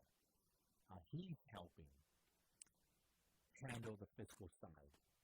But Senator Sangha-Matata said one person is not enough and the executive branch should strengthen the finance side of the agency. So Senator Sangha-Matata asked how many staff completed procurement training. And so they said 2 people at the table completed grants management training, but only 1 procurement module was completed by some staff. And so he concerned that not enough personnel had completed all required procurement training, which they needed to clear up later because Senator Sabina Perez also asked. And then they started mentioning a number of other employees. I forget the number, but again, Senator Sandra Magata wanted clarification. So there are more than just two. Again, there are a number of employees over in the Office of Civil Defense and Homeland Security that have completed some procurement modules, probably just one. So there are multiple amount of employees that have at least completed one procurement module. But, I mean, I think Ms. Perez is the one that is the most qualified, right, as far as, she's like the go-to. She carries many hats, right, over there. I mean, she's definitely needed when I see all of these oversight hearings or budget hearings. Ms. Lucy is right there ready to respond. We'll take the break, and then on the other side, we'll get to some of the things that Senator Chris Duenas asked. He's asking why Guam is still facing some of these problems and how much of the question money has actually been justified. So we'll get to that on the other side of these right here on Wave 105. As Americans, we celebrate all the things that make us different. So what is the thing that makes us Americans? It's simple. It's our shared belief that we are Americans. We, the people of the United States, in order to form a more perfect union, establish justice, ensure domestic tranquility, provide for the common defense, promote the general welfare, and secure the blessings of liberty to ourselves and our posterity, do ordain and establish this Constitution for the United States of America. That belief that we each can be who we are and live the life we dream, in harmony with one another, in our system, written in the words of the Constitution. Know your Constitution. It's who you are. It's who we are. Unity. It's an American thing. From AmericanThing.org. 3:33 in the afternoon. We're heading on to about that time. We take a quick look at the daily commute. Along with BrightSide, which are the main things that move you forward and hold the ground. It's all good. All right, so we've got an update now for construction work from June 15th through the 19th from 9 a.m. to 4 p.m. So just be aware. Striping work at Fulton Torres and Route 10 intersection. Also, leak sensor installation at Route 15 and Route 10 at that intersection.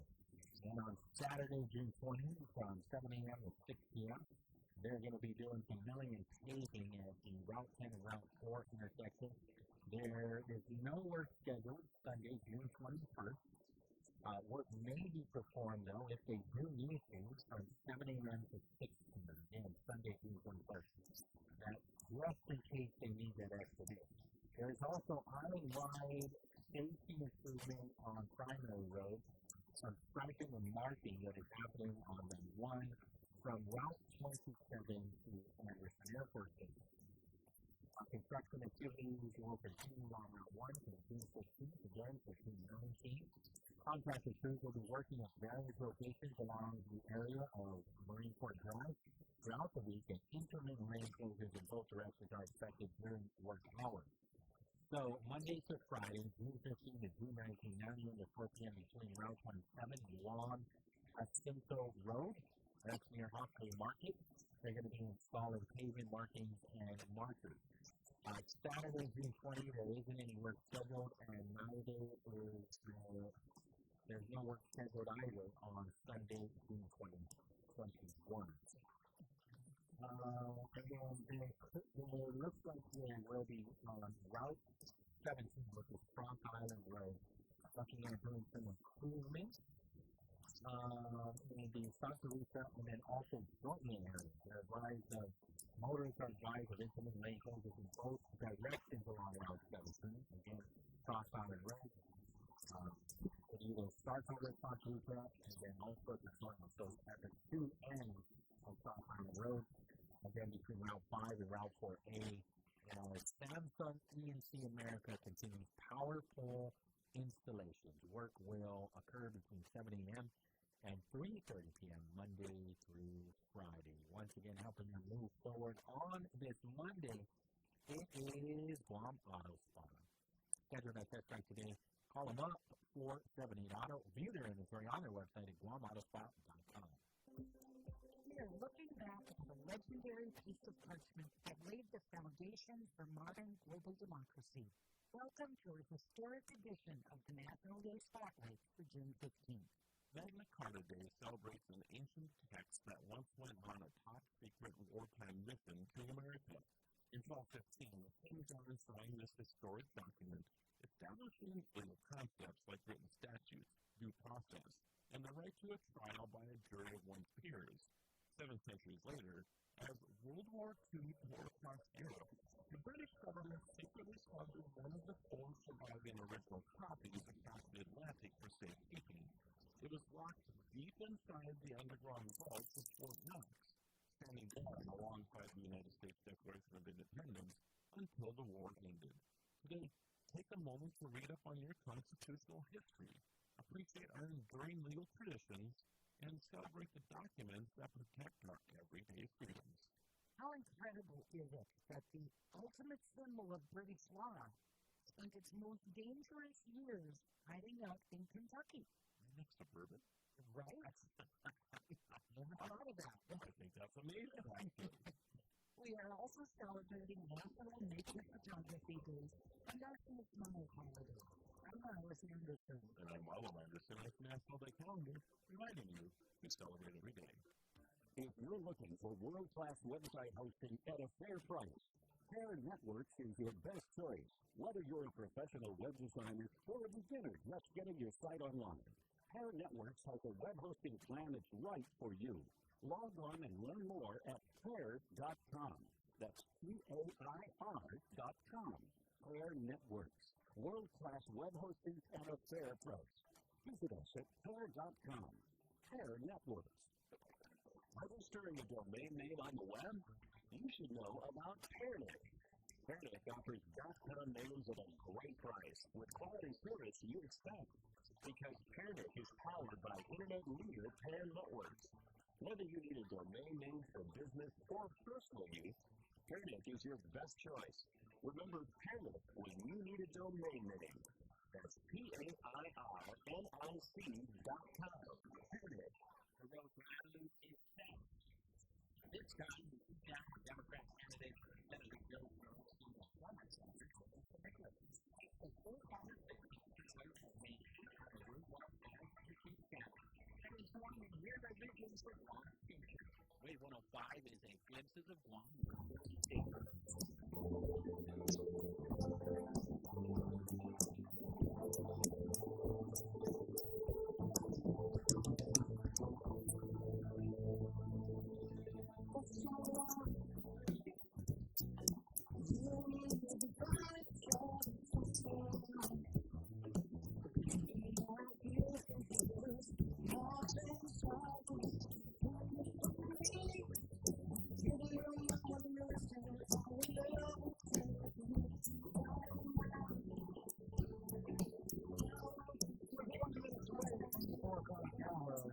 in the afternoon. Welcome back to the channel. It's BrightSide right here.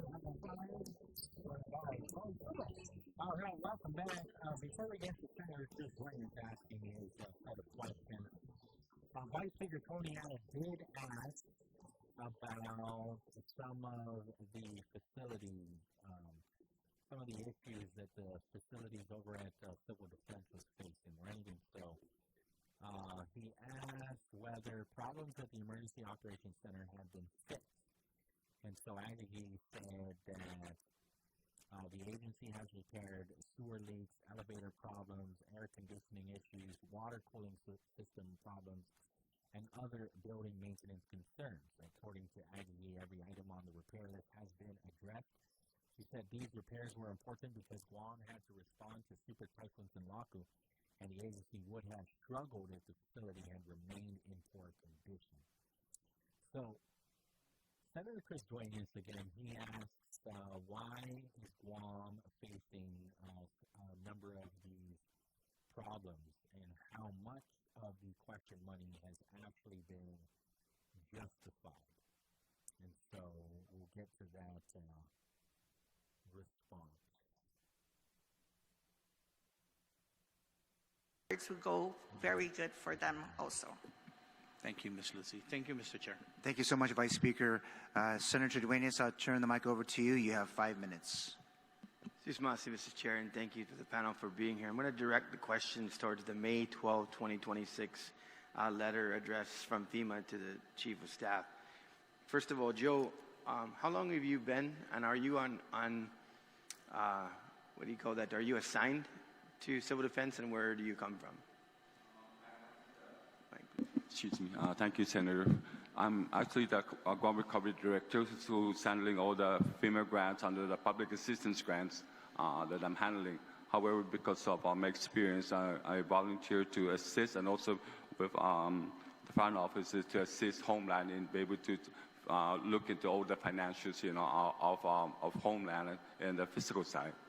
How long have you been there? I've been there since working for Homeland. I started in 2023, January 2023. So in directing my questions from here, and the concern I have is, let's start from the beginning. When did the corrective action plan start in terms of the efforts based on the findings? Sir, thank you, Senator, for that question. The corrective action plan started shortly after the audit was completed, the 2023 audit conducted by Premier Group.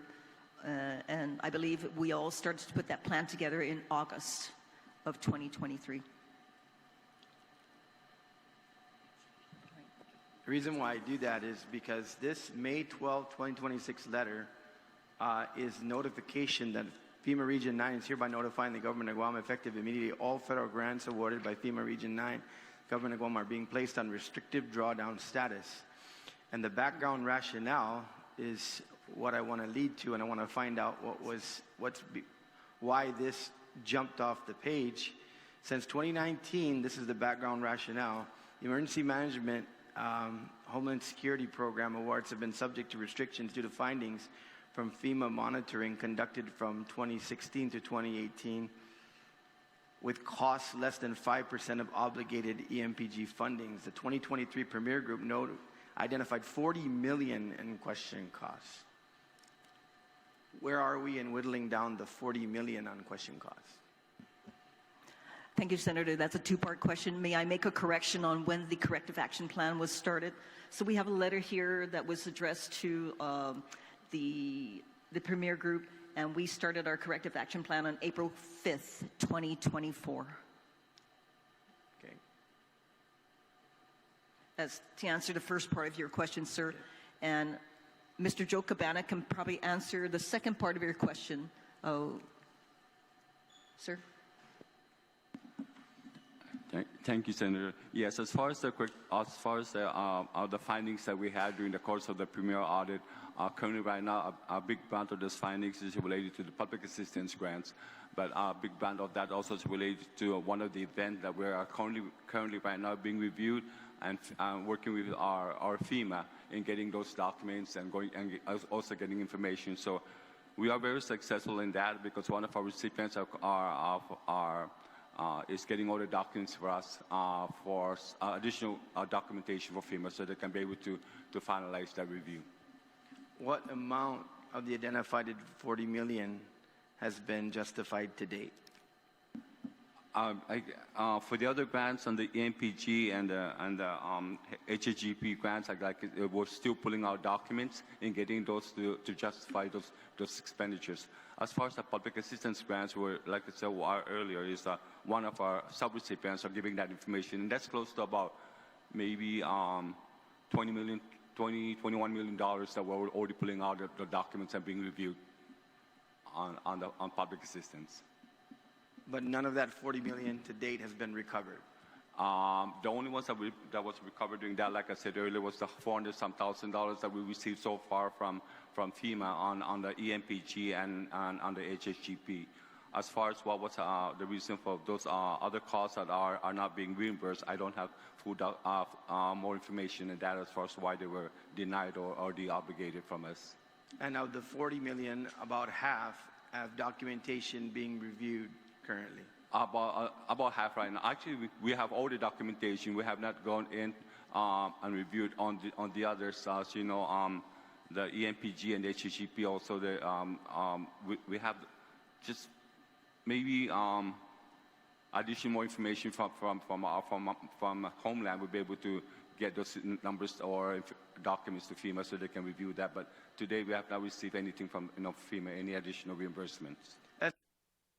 All right. And so, real quick, we'll just pause right there because we're going to get into the need for an ASO. And again, you'll hear him ask about the indictments of several members. But they don't really get into the details of it all. However, again, Duenas focuses on the $40 million in question. FEMA cited more than $40 million in question costs, ongoing compliance issues, long-standing grant management problems. So we asked how much of that $40 million has actually been justified.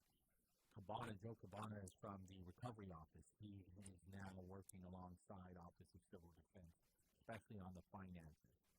Cabana explained that the question costs involve multiple grant programs, including public assistance grants, emergency management, performance grants, Homeland Security grant program funds.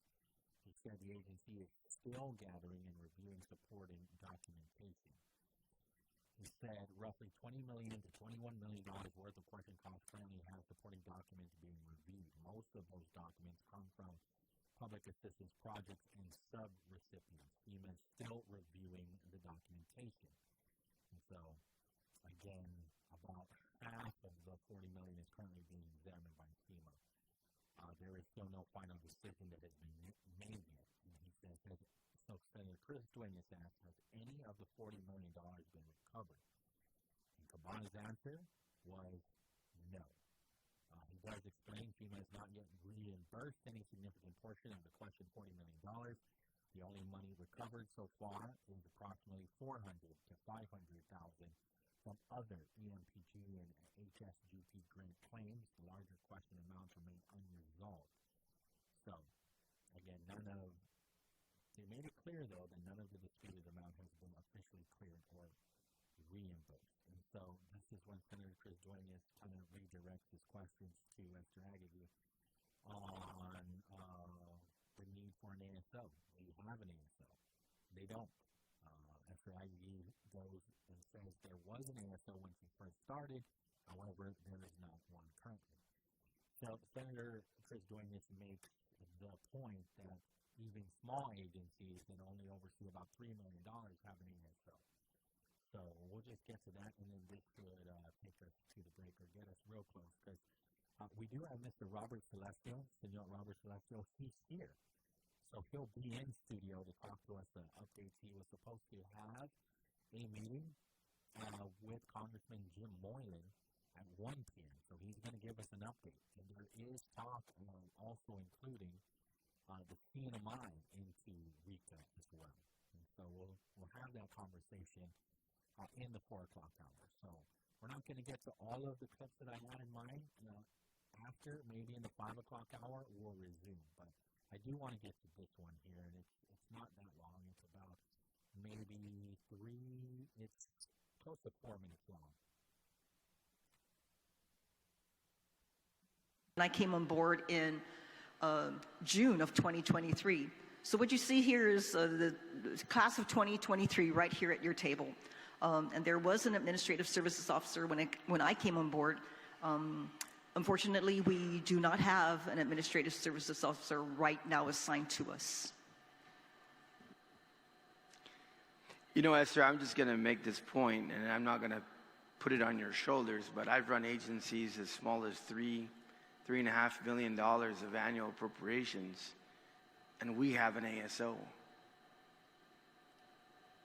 I mean, in a time when we're trying to recover or at least justify $40 million of question costs so that we don't get left on the hook for it. And at a time right now when this really is strictly here, 3 years of compliance monitoring before we even see the light of day, I'm sorry, but I find that unacceptable. I think that you should, after today, get an ASO. Somebody who's going to definitely be the point person to nag DOA and BBMR to ensure that you accelerate this timeline. Sir, I couldn't agree with you more. And as I said earlier, it's amazing what people will do to respond to things that are urgent. And right now, my all-purpose person is Miss Lucy, who is sitting to my left, and she's also our grants manager, and she handles the majority of the ASO work at Homeland, in conjunction, of course, with Mr. Cabana's finance team that is in place down at Homeland. And this is how we get the day-to-day business done, Senator. And it's working so far, and we're going to continue to work, and we're going to continue to do what we need to do to satisfy the requirements and to do our job so that it's worthy for the people of Guam. Thank you, Esther. It says in the background and rationale stated in the May 12, 2026 letter, in 2025, several staff members were indicted for alleged misuse of federal funds. Is that public information?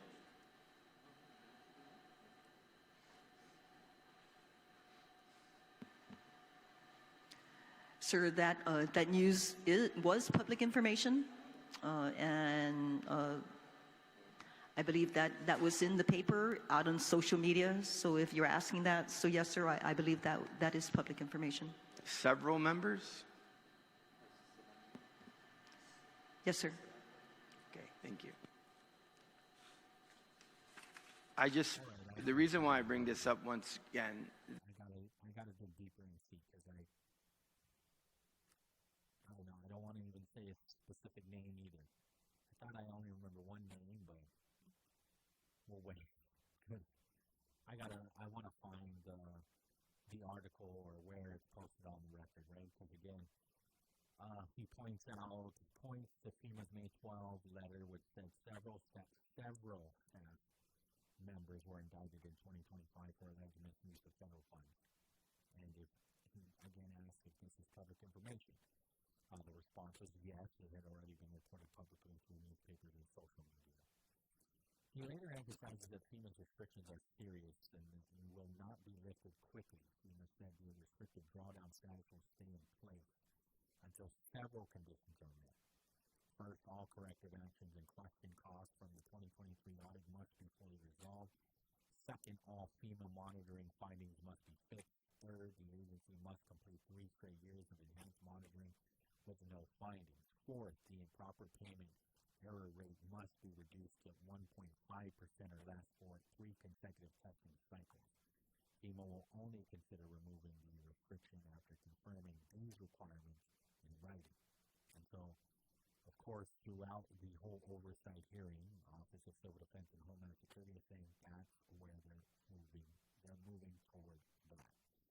After Aggie also said that they're responding to emergencies, and can they respond to emergencies? They can, and they shall. We saw it with Sinlaku.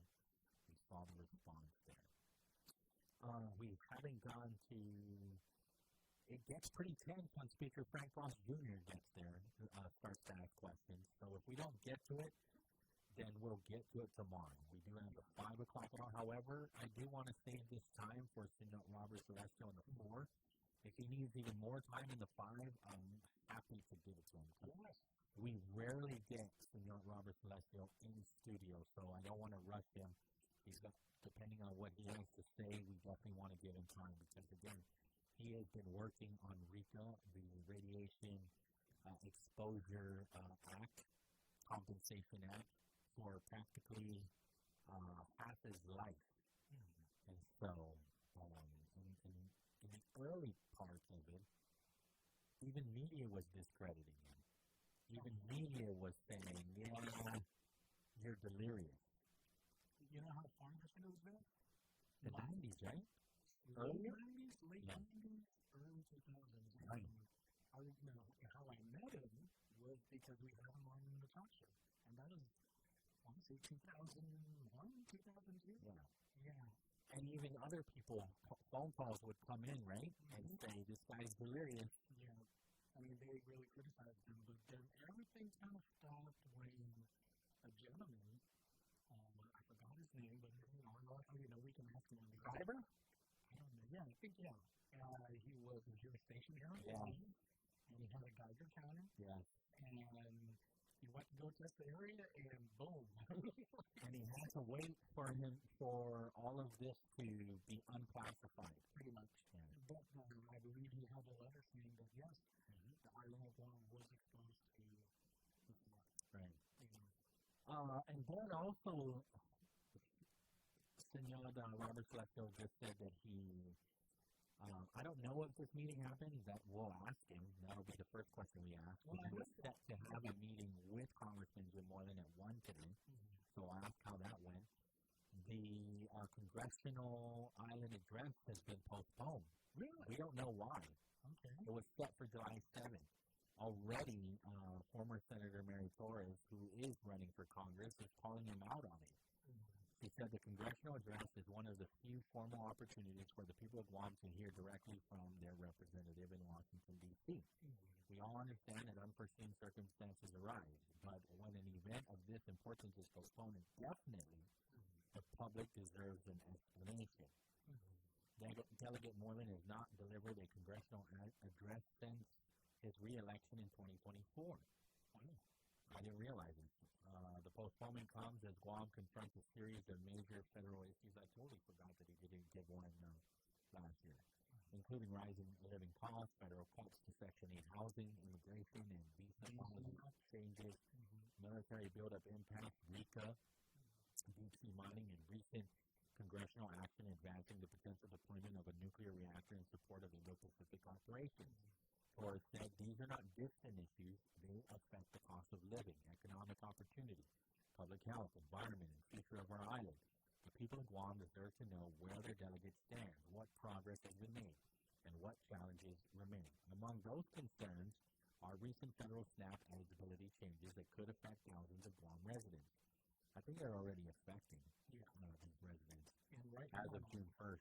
What's being watched very closely is this whole work program? No. They increased by 10% of the GURA assistance. And so a lot of people, I've actually talked to a couple of friends who are renting out houses.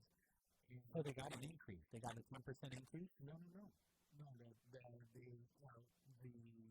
They need to, what it is if you're renting out a house, the tenant that is under Section 8 would not be eligible anymore because if you're renting out a 3-bedroom house, the Section 8 is not going to be taking care of the price tag. So families are encouraged to go look for places that they can afford because there is going to be a 10% decrease. Decrease. And so now, because, when you look at the population numbers of the homelessness, we're pushing almost 2,000 right now. And a lot of people, remember, they qualified for, the housing with the Section 8. But now it's like, how are we going to do this when we don't qualify? One of my friends, Kenneth, got a letter saying that they no longer qualify for Section 8. And so it's like, okay, what does that mean? You're going to have to look for another place. But they can't afford it. And so I'm like, wow. Because I think they're renting out a 3-bedroom house, which is roughly about $2,200. Wow. Right? And the lowest my friend can go is $1,900 to maintain. I remember it was such a success story saying that they increased the stipend to allow for, to kind of not mirror, but get closer to OHA. Yeah. Right? Yeah. And so that's, and he even said that, the market is really based around the military housing in terms of like whatever we're going to rent out for, we have to keep up because they can't be one side of the pond and one side is low. But you know who loses on both sides? I mean, so when you're matching the Section 8 and the OHA, the middle class. Exactly. The middle class. We're a dying breed pretty much. And the middle class, I mean, even middle class when you qualify for Section 8 and you obviously are not a military member, what apartments are available when all the apartments are trying to get to that threshold of getting every penny from Section 8 program and every penny from OHA. Yeah. And we had a call last week about the DFNAP program too. So, and mind you, these are federally funded. So, for Congressman not to do a island address, it's kind of concerning. We don't know why it has been postponed. It says postponed, but then there also is that word indefinitely on there. So we shall see. We'll reach out to, Senor Robert Celestial is the last person that spoke with him. Yeah. So we'll get him in right after these. KGWAM FM in Jeddah, Oregon.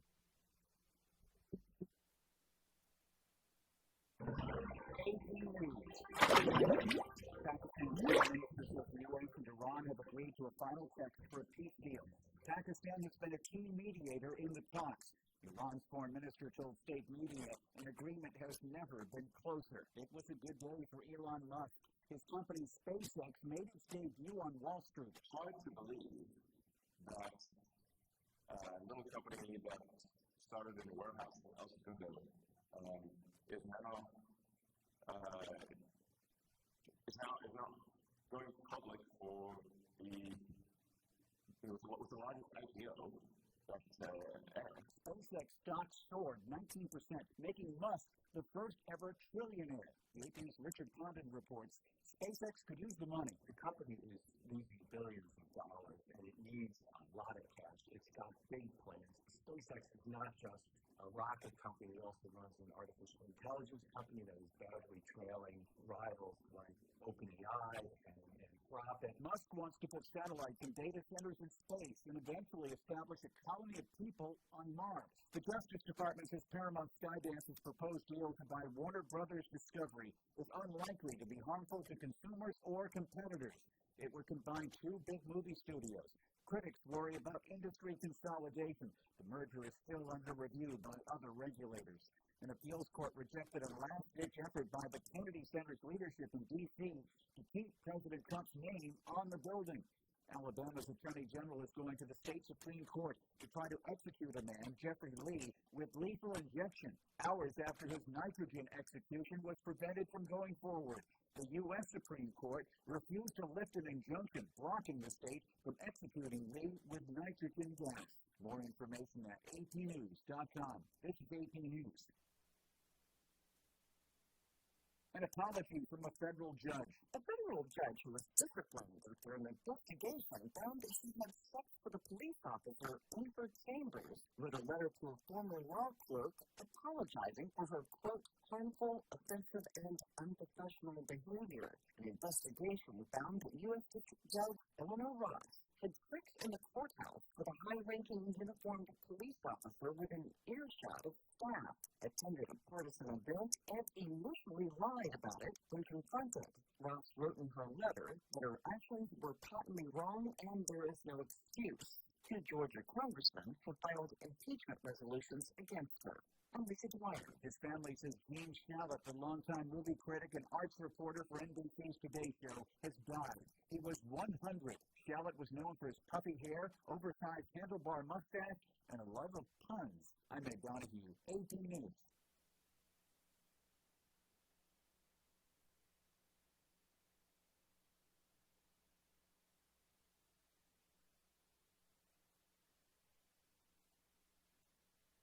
KGWAM FM, this is Wave 105.1, a Go-To Media radio station. Celebrating America's 250th birthday.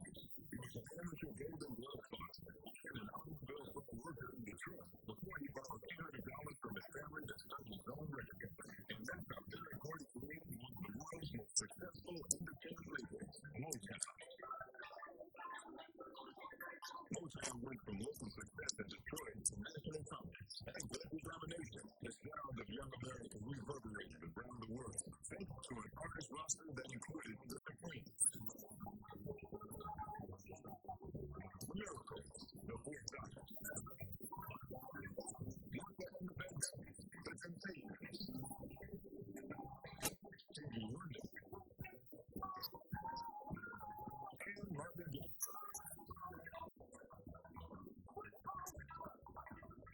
Motown made R&B the pop music of the day, and we're still dancing in the streets 65 years later.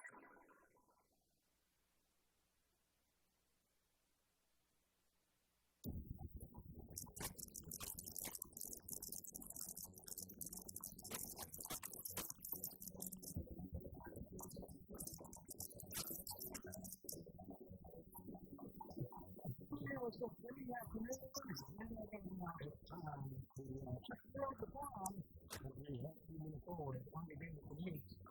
One of the auto spots. If you are currently on the ring wall,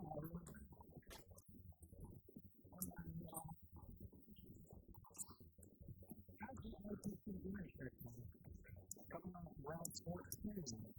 We saw some ongoing traffic there. Also, fast on that same intersection. So I'm going to draw a bunch of the right line northbound on that same intersection, the IPC intersection. And that's where let's move on to Route 10A. And this is coming off from Airport Road. That's about Brown Airport Model intersection. If you're trying to make your way into Route 1, yeah, you're going to feel some slow-going traffic on that route, Route 10A. Of course, this is new traffic as we have to go forward, probably being brought to you by One Auto Spot. Don't forget, you can check out their inventory at oneautospot.com. Send a test drive or visit their website. Or give them a call. 478 Auto. One Auto. I'll take you for a little break when we come back. The 4 o'clock edition right here on Wave 105. It's the BrightSide. With Mr. Pauly Suba.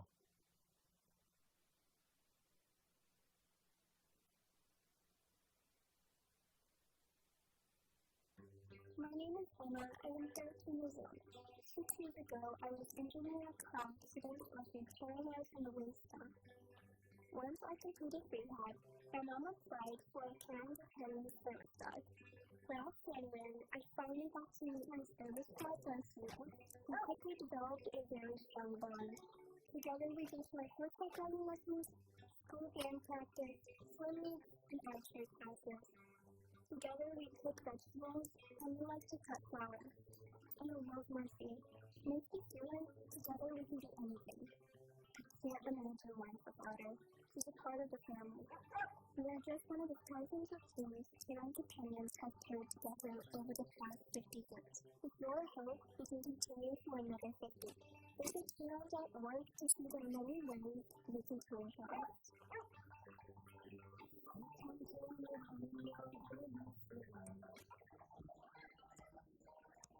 Do you hear that?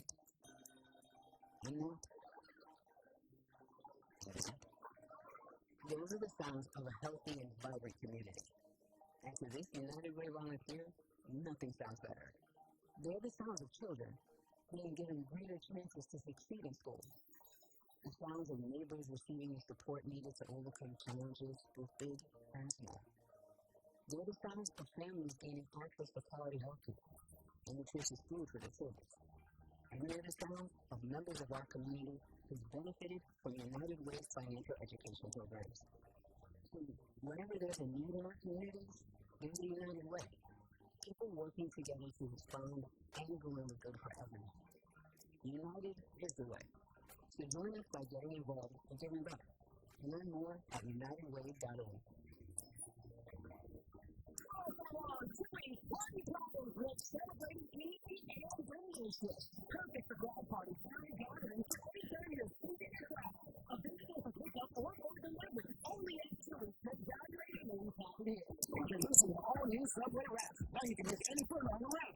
Light, delicious, and satisfying without weighing you down. Subway wrap makes fueling your day easier than ever. No flavors and fresh ingredients. Try the cheesy garlic steak wrap today. Subway, eat fresh, feel good. Go to Adams. This time we spoke with Democrat candidates, Senator Teresa Laffer, Senator Suba. Here is your opportunity to hear how they plan to govern the world. Watch the conversation with 105 users. So you make one of these. This is a clip of one radio. Wait, 105? Okay.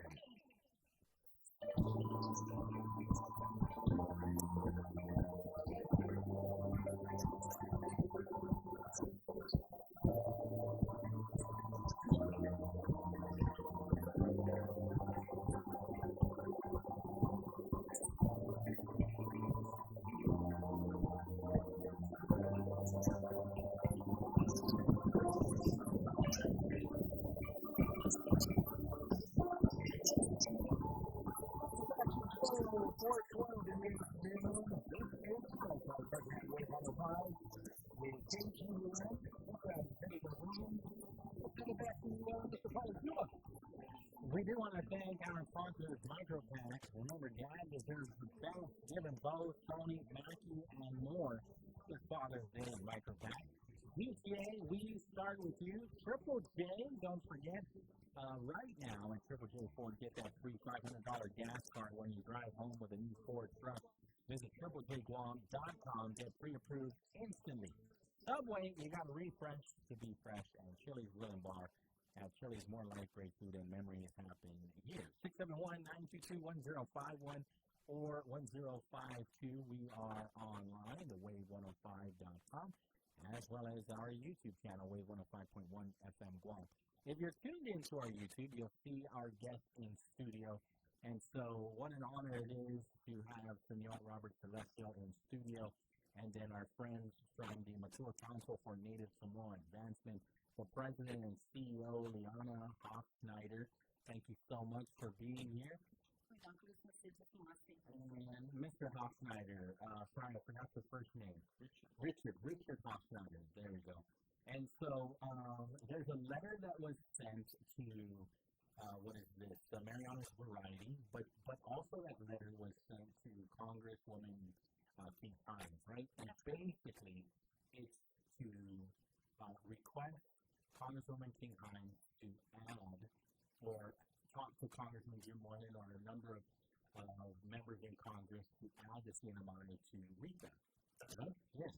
So maybe we can talk about how we got here. Because I remember talking to you, Senor, maybe even a year ago, about why isn't the CNMI in RECA? We've been talking about getting Guam in, and we know for decades you have been fighting to get Guam into RECA. We've seen so many jurisdictions throughout the states get included in it, and Guam just keeps getting left out. However, the CNMI doesn't get talked about at all. Maybe, but just not in the way that it gets discussed with you. And so, just from hearing, it has a lot to do with you putting in so much effort, right? And so I was wondering if there's anybody from the CNMI that's making the same effort. Actually, thank you for asking. Yeah. We're actually very, wanted to say, for lack of a better word, we're very disappointed. Because, this is not like a new thing. It's been happening for the past decade. With Guam's effort, to try to see if the CNMI can be included. Okay. I know there was communication in the past, within the last decade, but more importantly, just last February, this year, and I communicated to our, Congresswoman King Hines. Unfortunately, she hasn't responded. And why she hasn't responded is, boggles me. So we had to take a step forward, and why we're here today, by the grace of God, why we're here today. Because always happens in a destiny, and even you're not even lost this year. What a small world, right? We were just together at the watching young Richard last night on the stage. Yeah. It's such an honor, and I haven't seen you in a while. It's such an honor, but thank you for having us, and I'm very grateful for Mr. Celestial's, help, and I'm also equally grateful for having the audience today with Senator Moreland to try and help us. So I know from our discussions today that they're trying to contact the office even before we were here. Okay. So why Delegate King House hasn't responded, I'm also waiting to hear from her. I've communicated with her office even just before I came and talked again, asking staff whether they forwarded those communications and the documents and the proposed legislations, not before, the Office of Delegate Moreland. And simply put, all she needed to do is just, with all due respect, pick up the phone and call Delegate Moreland so they can work on this. They've been doing this from Mr. Celestial, through many Congress, women and men. Yes. And so this is not a new thing for the segment. Back in the 14th legislature, Senator Paul and 3 other senators from Florida, representing Florida, they introduced the Senate Joint Resolution, or Senate Resolution. And I had also contacted Senator Paul right before we came to tell him to reintroduce it, and I've also communicated with the governor's, sent messages to the governor's special assistant, to alert the governor at the past. So we have to get why the cinema is not talking about this. I'm actually very disappointed because, cancer is one of the second highest cancer death in the cinema. My husband here is I've had cancer in the last 22 years. And for stage 4 and stage 3, in fact, he's going through the cancer right now. We're holding to Honolulu for that. So, Delegate Hearns is going to me. And, we were talking earlier about the Manhattan Project. The Manhattan Project was loaded in some, and there's a movement right here in the Northfield, with the military. Well, it's also no secret, just because of the evidence that you were able to discover through all of your initiatives, right? Finding the evidence that there is radiation in Guam. And so that's already been documented. So it makes sense. We're just miles away. The CMI is just miles away. How could the fallout, the nuclear fallout, skip the CMI and only make it into Guam? Yeah, and Rhode Island, one of the closer to Guam, and there's a lot of folks, there's a lot of folks from pastoring Rhode Island. So, also urging, hopefully with this effort by the people in the league, to urge the senator's support and the Congresswoman, Hines, Kim Hines to please, get up and, write her letter and join Delegate Moreland and, ask, members of Congress, for support. Because, at this point, we all know it's not a secret, the Republican administration is condemning she's a Republican candidate. I wanted to put that in there and out there in public. Well, you frame it almost the same way that Robert Celestial does too in so many ways. In your letter, you say, as you are aware, like you just said, cancer is the second leading cause of death in the CMI. A major health crisis of the nature of cancer mortality in the CMI presents unique challenges due to late-stage diagnosis, often cause some of the patients are not only palliative care? Okay, understood.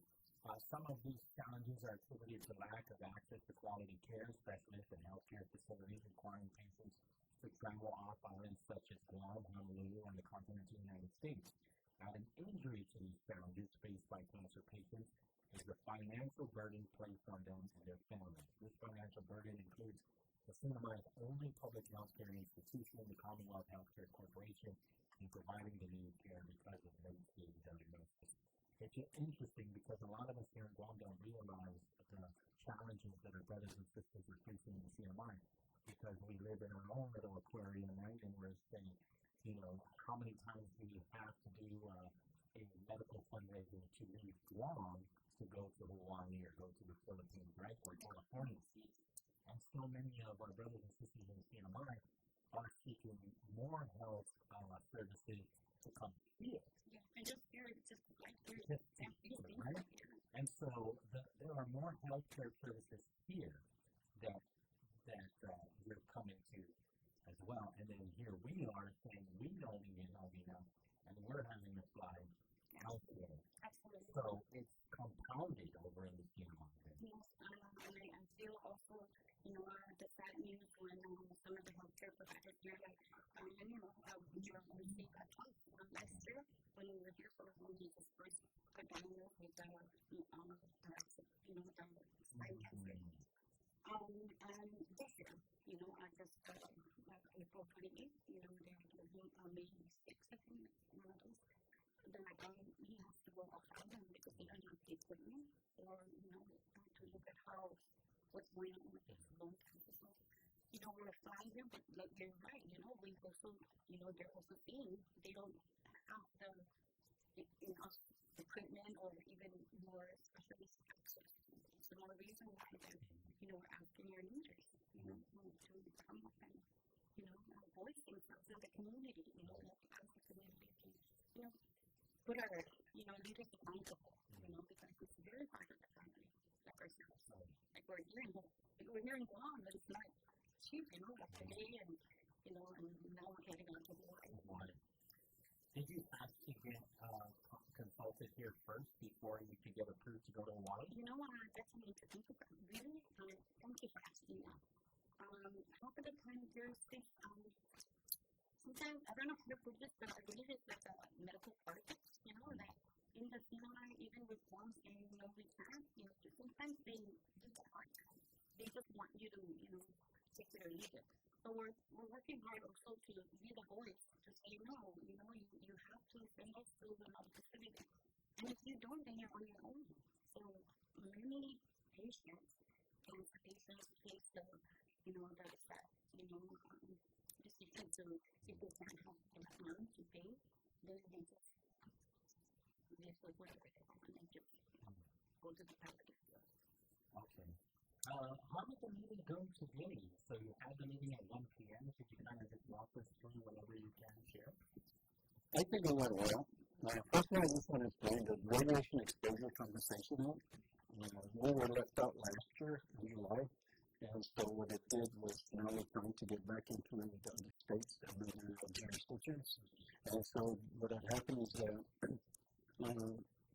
Congressman Nolan introduced a bill, H.R. 7662, but then the NDAA tried to include an amendment to include other jurisdictions and zip codes and Guam.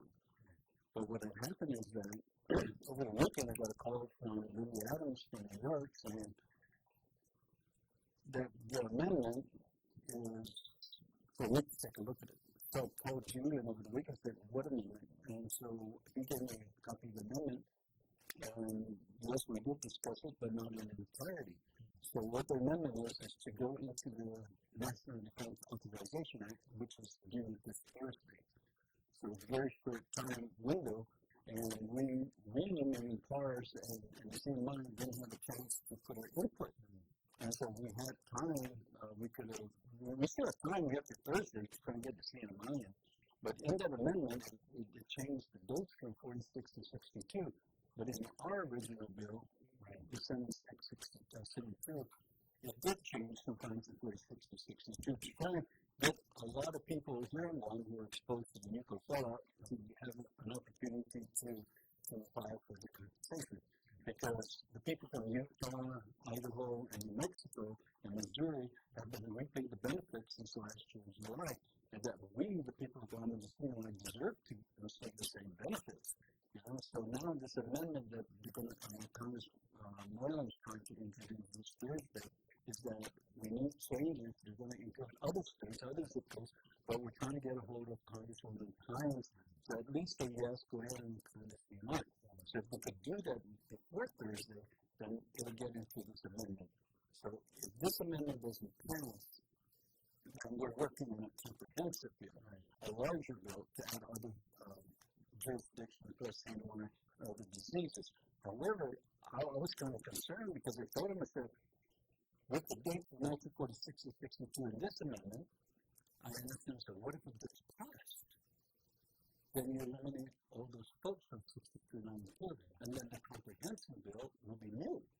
Because you don't have to include another bill if this bill passes. So that's where the dilemma we're in. So we're trying to get a hold of the Congresswoman and I to get the seat of my goal because they're told, the staff of one staff was told that they cannot add other jurisdictions unless they get approval from that right. So Colorado, Arizona, Missouri, and other states place it because we got their congressmen and women to agree, but we don't have much for the state of mind in.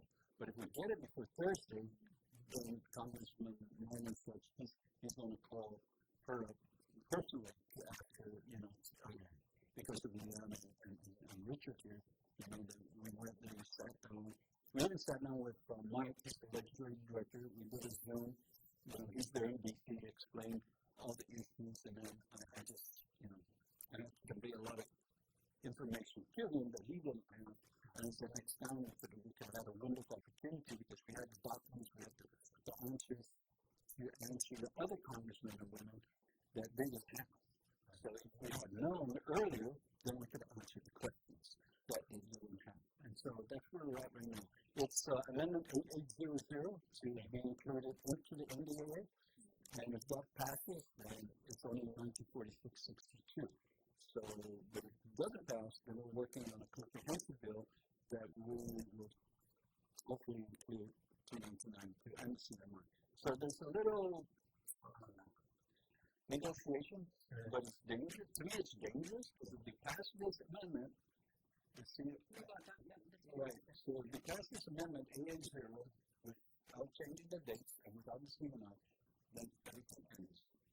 I can also see some of the advocates saying, well, let's just get it in there, which is a cost issue, and so we don't want it to fail, because if we add the years, 62, that's another 30 years. How many more people get added in there? That's just more money that they have to add to the NDAA. So I could kind of see them saying those because they said this in the past. Right. They scared them, right? However, I agree with you, Senor, that we are just a drop in the bucket compared to how much money has already been given out, not just in the continental U.S., but even to independent countries outside. And again, I mean, that's why it's so important to tell the story that we are American and we have suffered long enough. And I explained to Mike, I said, look, if you're going to defend our issue, and just tell them that last year when they did the big, beautiful bill, and they included other states, they did extend all the way up to 1990, the uranium miners. I said, so what's the difference from the uranium miners and us, all the way up to 1990? And we have the evidence that why it should be extended for years, because cesium-137 and strontium-90 has a half-life of 30 years. So the people of Guam are still being exposed to these nuclides, and that is one of the evidence that we have. And it's not us saying it, it's the National Science Society saying it. And so if you go and defend our stand, then don't be afraid.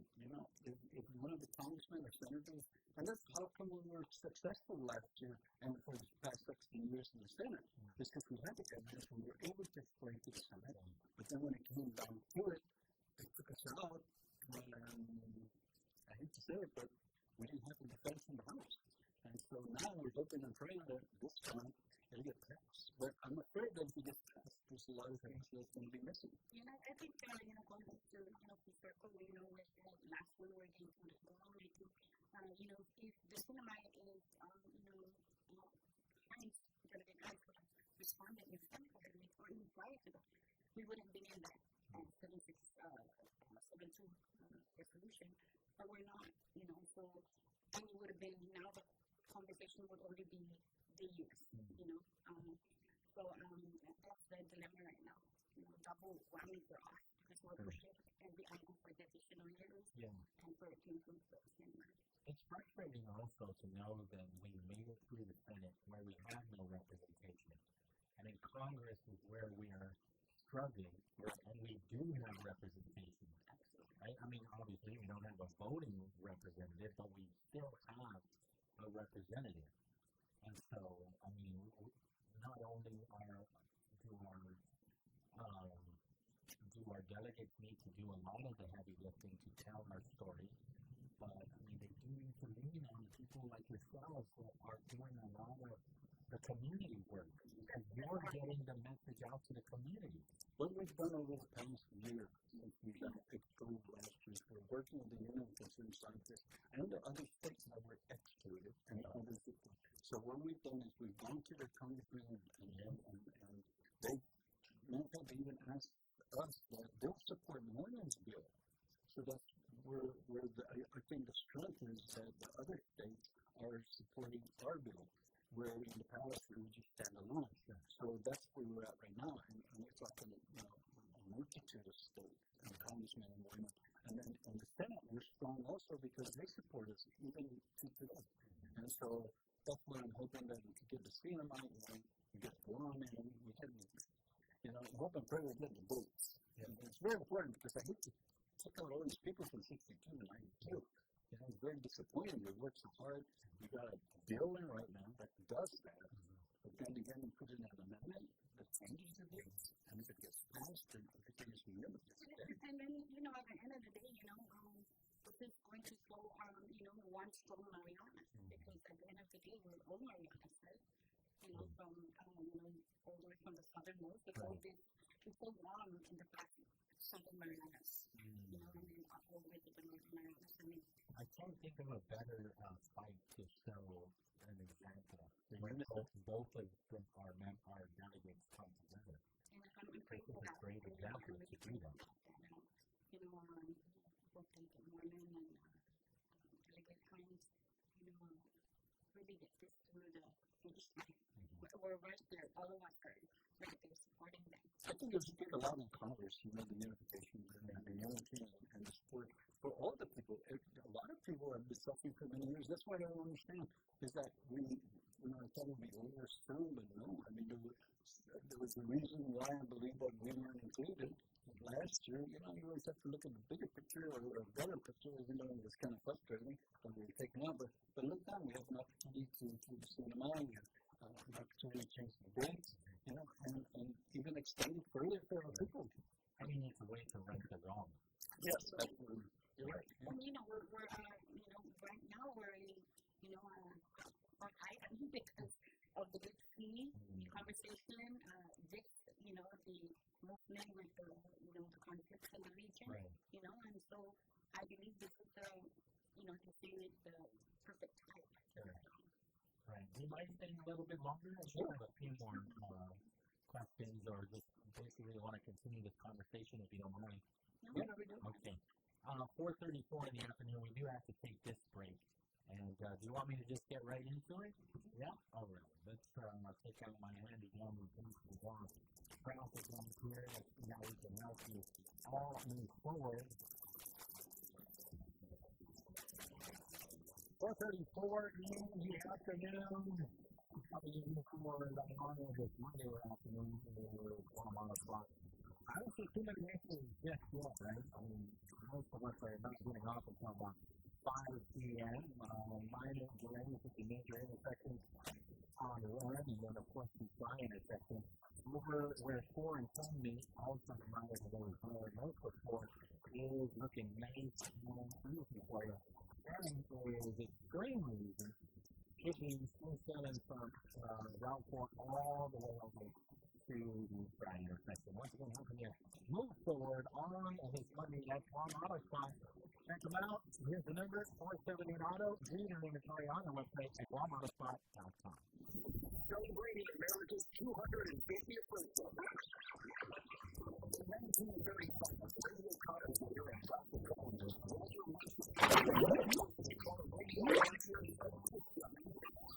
in those early days, these were simply entered in centers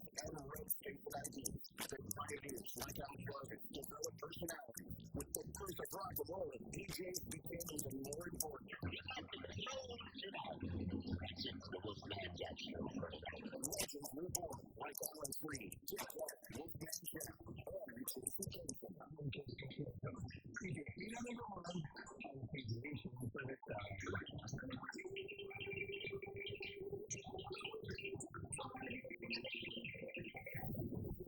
Famous as the recording artist Nick Wade, and millions of Americans grew up listening to Cousin Brucey, Willie the Kid, Rick Keith, Earth, Sun, and Galen. I know that I got home and Jason as a teacher, and my children, my oldest called me and said, Jason is awesome. And from my doctor, he went and give it a try. His injury was a big injury, and I think it's testament to the care that we provide. He's fully functional, he's riding his dirt bike, doing all of the things that you would want him to do. We're really so thankful that Jason is still here. We're online right now, so loveflyers.org. Real talent is defined by what people can do, not where they learn to do it. So by stopping at the education section of a resume, you might throw away the perfect hire. Salesforce Career helps you seek out others live, like more than 70 million stars, skilled through alternative routes. Let their story unfold and gain a competitive advantage with the hiring manager people skills like people who do an entry department with several highly skilled teams. Or why prepare to focus your development. Brought to you by Opportunity at Work and the Ad Council. We are for first-time guests and one-time friends. All for First Light and Starlight. For road trips and trail runs. All for mountain hikes and runs. River runs and battlefields. We look for showing up and giving back. To protect, to support, to pass it on. All parks depend on us, and we're all for park. Join us at nationalparks.org/all-for-park. The road to Allen continues. This time, we sit down with Republican candidates.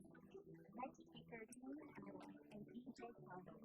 Catch the full conversation that took place on May 5th on the Route 105 YouTube channel.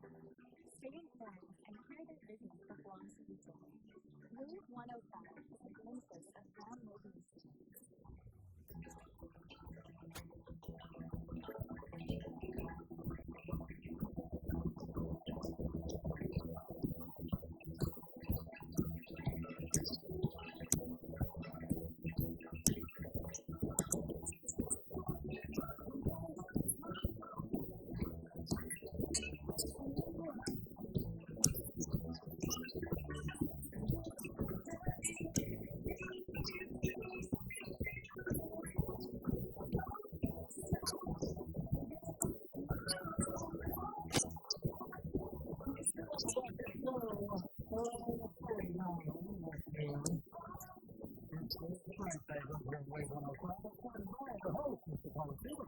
Welcome back. Thank you so much for hanging out with us here on Road 105.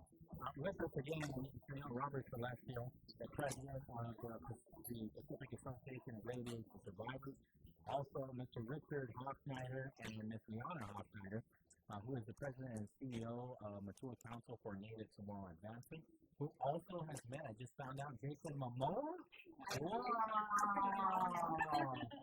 I made him red rice and chicken We now have a connection with Jason Momoa through Sonora.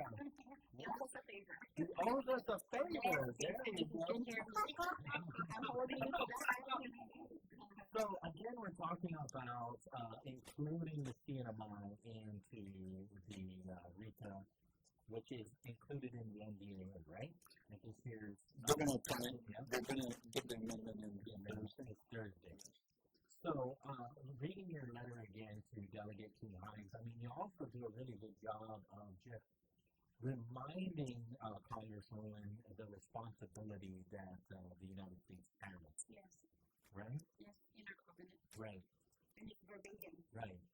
Yeah, and I think that, again, we have to, sometimes we don't really, we can kind of feel like we're going to fight the government or fight the system. However, we got to use the system that is created to also benefit us. I think that's the only way we can open doors. Yeah, and it's not, we're not asking handouts. It's not like that. This is a negotiated instrument. And the promise, we're asking for that promise because we kept that promise. And that promise is, to 13 he was reserved for military activities. In fact, we extended that. And in fact, we just did the diverted airfield, recently. And then on top of that, they're still bombing, one of our, islands, which is our sister island, which is called SDM. So, we're part of this. We're not saying, we're not trying to ask our handout. That's not, we're just trying to say we have to be at the table and, and I know that in their language, the House of Congress language, there's a, there it says they have to be sympathetic, related, to our cause. This is one of them. Absolutely. Can you share the challenges that we've been facing, whether it's personal or just within your organization? Yeah, Pauly, thanks, nice to see you again. It's a good thing. Right. Just I want to give credit to Mr. Robert here. We were, the way we met is that we were invited 2 weeks ago. We were invited for the Guam Executive Trust conference. So they invited us, so we went there and everybody was inside and we went out to have coffee. And we were standing there and it introduced to myself to him and then he told me, hey, I remember his name, so that's how we ended up, coming to where we are today. So anyway, the agreement by the United States government under the covenant in 1976, my uncle, my dad's younger brother, which I spent a lot of time with him before it passed away, he's the one that negotiated from Kenya, and his uncle too from Angola, Benjamin Pascal Magonia, he negotiated. And his dad's son, my younger brother, John, just passed away last 2 years ago. He was part of the negotiating team to form this covenant to become a U.S. Commonwealth.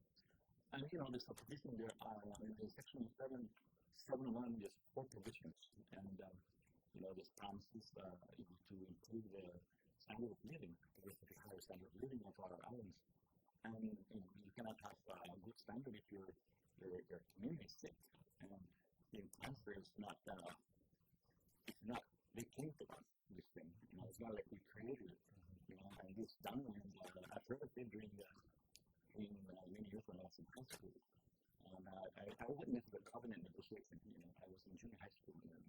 I see those from Baptist Presbyterian. And, it's ironic because I grew up where the Manhattan Project was situated in the north, the atomic bomb. And we used to go up there, camping, hunting, it's freedom. And we eat a lot of seafood, coconut crab. And, that's how we're growing up as young men.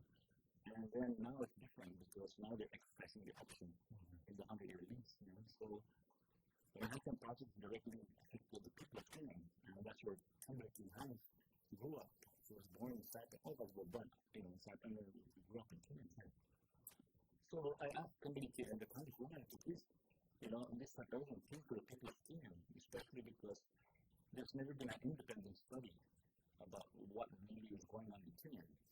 Not only the downwind, that's separate.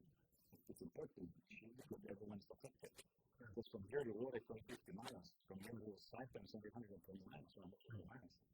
And, this downwind is, it's a lot of atomic bombs and, hydrogen bomb or exploded. And we didn't know that. And thank God for Mr. Robert Wood. I remember I read this article many years ago, and then we met. So this is it's an urgent thing because, we're dealing with one from members of the House of Representatives in the United States Congress and 100 U.S. senators. And like we said earlier, are unified. 2 delegates come together. That would be awesome. When we're honestly fight on this, not enough to fight, but we argue our position, seek justice. So a lot of this, unforeseen negative effects from this nuclear age. And like I told Congressman Williams and others that we had the meeting, I said, my uncle, my father's dad, my father's brother, older brother died of cancer. My mom died from cancer. My older brother, his liver, he's 4 years older. He only used to go to the University of Life many years, and he ran the family mountain very healthy. He died of cancer. And then my younger brother, when he was playing music, he's one of the best guitars on the island. I cannot play with him, so he's 2 years older than me. He died of cancer, and there's many others that have been affected in Chile. So not only in Chile, but in Saipan and Rhoda. And we were there since last year and many years. We were in Saipan. My wife was saying, we gotta go to church. What for? Oh, there's a friend, a friend or family like that. And when we go there, some of them are young. And so I asked, and they were thinking, what did you die from? I said, died of cancer. And it's too bad because people are dying of cancer. And delay of access to quality health care is tantamount to international human rights injustice, by Japan, because we were there. And the United States was there. We're not against what the political system is as we are today, but somebody has to be responsible for this healthcare disaster. And we need to clean it up.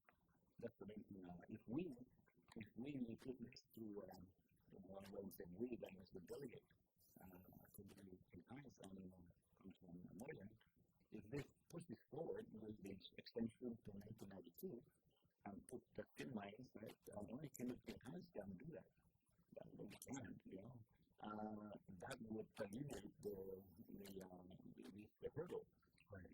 And also, the main thing is that I told Delegate Moylan, the bottom line here is we're trying to access the $1 trillion budget that will help us to access to work abroad, to access to quality immediately, quality healthcare facilities, specialists, and take care of all the cancer travel and accommodating and so forth. So that's basically, this is my 4th cancer. 4 stage 4. We're almost 22 years. 4 stage 4. I got an hysterectomy from stage 4 cancer, and kidney in 2001. And then it was very active, and then pandemic is still going on. And it's really addressing our personal finances and physical and emotional for the hospital. So I just hope that, Councilman Moylan would push through this legislation. And lastly, before I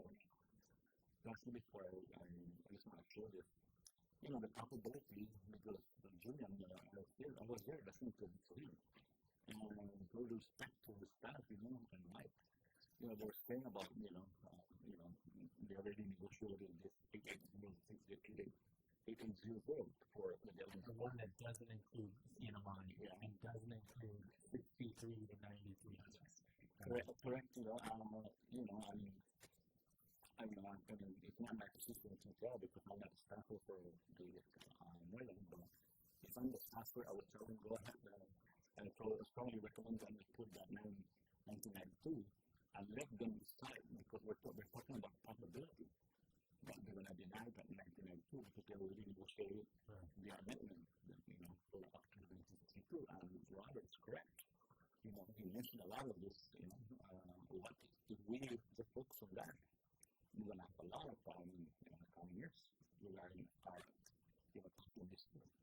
And this past year, it will alleviate a lot of the financial issues, not only the families that are cancer, but it will alleviate a lot of the CNMI government's millions of dollars in addressing cancer issues such as cost of death and war too. Well, already, when you look at other jurisdictions, like you had shared earlier, was that there are individuals that are already receiving care under REPA that go all the way to 1992. Well, 1990. You're right, no minors. They included it last year. It's nothing new. It's the fact that we have the evidence. Yeah. And all they have to do is present it to the evidence. It's like if a congressman or woman or senator has a question why do you want to extend it? Then you give them the evidence and you share it. Just like when Senator Pauly, he pushed for Missouri real hard when he went and watched the Oppenheimer movie. And it was only a movie that got him, to fight for Missouri. Now, if it's only a movie that gave him the opportunity to say, oh man, Missouri needs to go here, Idaho needs to go, New Mexico and Guam. I mean, we have the National Academy Society saying that Guam and deserves to be in there. And not only that, if the other jurisdictions that were close to, the state that were included without any evidence, then the CNMI, is pushing it up. And like you said, the radiation, the nuclear fallout don't go in a straight line, it went in a wide circle. And we have the evidence, we brought it to the National Academy of Science in 2004. We presented it before the scientific community, and they wrote a book, they wrote a report saying, yes, we were affected by the Pacific Proving Grounds, the detonated 67 nuclear weapons out there, and the fallout came here. And we even had evidence for Lieutenant Bert Ryder, who was a lieutenant. And he was a chemical, biological, radiological officer here in Guam who detected that, yes, Ryder County would detect radiation. We're going up the scale, but he was told not to say anything for many, many decades until I found him in Texas. And then he was declassified in 1994. So we have all the evidence. It's just now our congressmen and congresswomen to go before Congress and say, look, here's the evidence. This is our people are suffering. Our people are bad. We're no different than the citizens of Idaho, New Mexico, and Utah. We're no different than them. And the same pastors. And so if we're included, we deserve to be in there. We really deserve to be included in this program. In your letter, right, you're just asking at the end, right? Please submit your letter of support to the Office of Honorable Delegate James C. Moreland and to the House Armed Services Committee on the amendment to the National Defense Authorization Act as soon as practical and not later than Monday, June 15th. So that's today. So, and the reason why is because, the reason why I said, well, if you have any questions, then she can start the communication. Right. Today we found out, the engagement. We have to be considerate too because she's not new to this information. They've been providing her this information in the past. And so if she has any questions, like I'm saying, the reason why I got it is because I found out that she's not new to this protection. It's just asking her, please, talk to Moina, put this in mind that Commonwealth of the Northern Mariana Islands is all we're asking. That's it. What we need is the people, at the end of the day, the people voted her to speak for us. And so, I may be the president of Matua Council, and, the people, are the voting, how we represent them. At the end of the day, these are delegated in the U.S. Congress. And we depend on her and her voice. Because if she doesn't write that down, we're going to talk to because Moreland can't do it himself. No. Like that's what you said earlier on. Moreland cannot say, please, that it has to be the representative of the jurisdiction. That's what they said. And it's not. It's not that we're the one pushing it. But I think whatever her reasons are, this is the time she has to share that and activate it. Because this is not going to go away. Like I said, a lot of people are suffering with cancer, and especially we're still recovering from Singapore. I just want to mention about before I forget. There's another strategy under the covenant with which we've been using it. Initially, they've been using it for other issues, but she's correct. We contacted the governor, and I feel that they'll respond right back because currently they're under the 92 covenant negotiation. Within 10 years, they can ask the U.S. Department of State, Department of Justice, when we tell them what's their plan. And I recommend strongly, as an advisor to this organization, to go in that process, put that on the magnitude discussion, to go on the work with community reviews. And that's just a recommendation that we should use that. Well, that's one of them. relationship with the government. Yes, definitely. That should be like moving forward. Now we're up until Thursday, to make sure that she has her support with this HR. So even if she doesn't send this letter today, it has up until right. When did this letter get sent to her? The other day. Okay. But there was a letter before that. It was Okay. Okay, so it's not like this letter that I'm reading that's on Mariana's writing. They tried to reach her on May 27th. Okay, so you haven't, not just yesterday, this has been a constant challenge to reach out to her office. Yes, so it's not coming from me, but it's from the Pacific Times. It was from the news. Okay. We tried to reach her office, but they didn't respond. Not only that, Pauly, on my WhatsApp, I have her on WhatsApp. Okay. So I've given her everything since the time she went in office. Okay. And any communication? Only once. And so she has everything from the day that I met them and all the bills. I asked her if she wanted to be in the original bill, 762. And so there's no response. And then when I met them, I gave her all the information, waiting for a response. So out of respect for Leanne and Richard, I've been holding back from reaching out to the congresswoman and have them reach out to the congresswoman because right now we're in good hands right now so far, with the delegate, but we really want the CNMI to be included.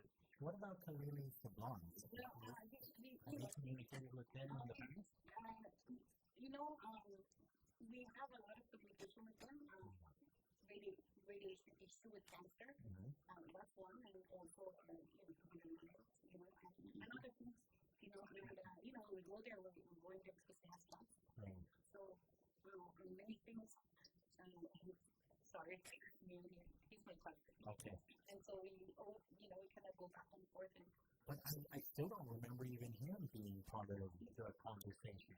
No, he's basically in the backdrop, and it's not. I mean, that's when I heard about all these conversations with him. To be fair, I mean, Robert Celestial has done so. I think we've done so much to even put up our own leaders. And so I'm wondering why isn't CNMI, maybe they're not being pushed? I don't unfortunately, thank you, Christina. When I saw all the efforts that's been done to include the CNMI, I'm very sad. But the CNMI also had a resolution that was fixed, so I'm trying to reach out to them. In fact, I also just reached out to another senator, asking them to, come out and from the governor's office to come out. So these leaders in the CNMI have to explain to our people why this is happening, and why do we need to step it up. Right. I do think that this is definitely that you're here today, only because I wonder, and out of respect, just like Robert Celestial, out of respect, is not pushing it because it's for the people of the CNMI. And we can understand that, and that's all I heard. It was this thing. Because it's very hard and unsettling for him to just kind of keep trying and it's not moving on. So not only him, but also the delegate's office. Right. And I heard it firsthand from the director in DCMI, and I also heard it from Julian, and now, the delegate in Wendell was there. So I personally we asked him to please pick up the phone and call her. And I want that effort to be done because we have to hold all of them accountable. Right. At the end of the day, this is truly an injustice for people, at two levels, the representation, and also the responsibility of, taking care of the cancer costs, Even the media has responded. I mean, they put their own letter out, your letter as a letter to the editor. So they're responding as well. And in a very long time, I mean, I'm actually surprised. I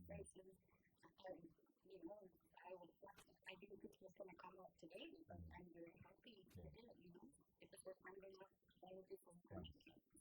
I just want to quick note, with Robert and you and Paul. In Kenya, if you grew up there or you're talking about there, a lot of the main roads that goes around are all designed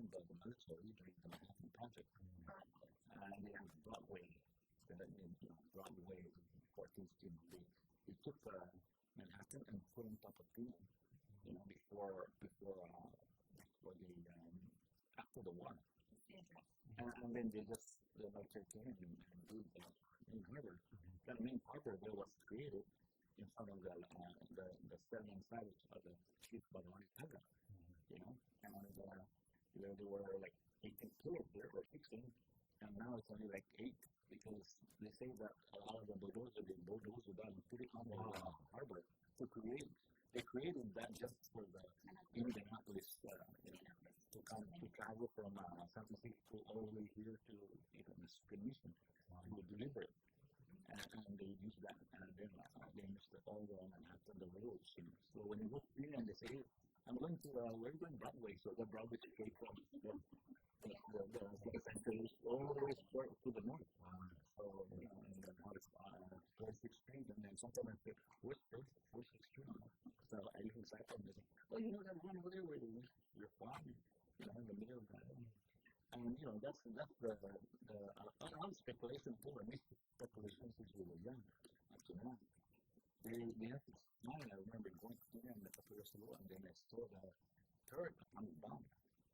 And really, I really don't know. Third bumpy. But they dropped too. Right. So, you don't know. A lot of times they go up there. I mean, for national security, I just want to maybe that way. But, it'd be nice if they tell us that they can take it out in the clinic and so the people are doing it, and people that come to visit our islands, are not being affected by another source of radiation. So there's a lot of things going on. The main thing, the backdrop is the Manhattan Project therapy and everything. And I hope that, the Republican House would open the communication and move forward with this project. And talk to Delegate Morgan and push forward with this project and let them do your work in the youth Congress. And I pray that it works. Thank you, after and get it along. Is there anything else that you'd like to say, Neil? No, I just want to thank you and Leanna and Richard and hopefully and pray that we'll go before Congress and get this done for our people. Yeah. So and safe travels to Hawaii. Yeah.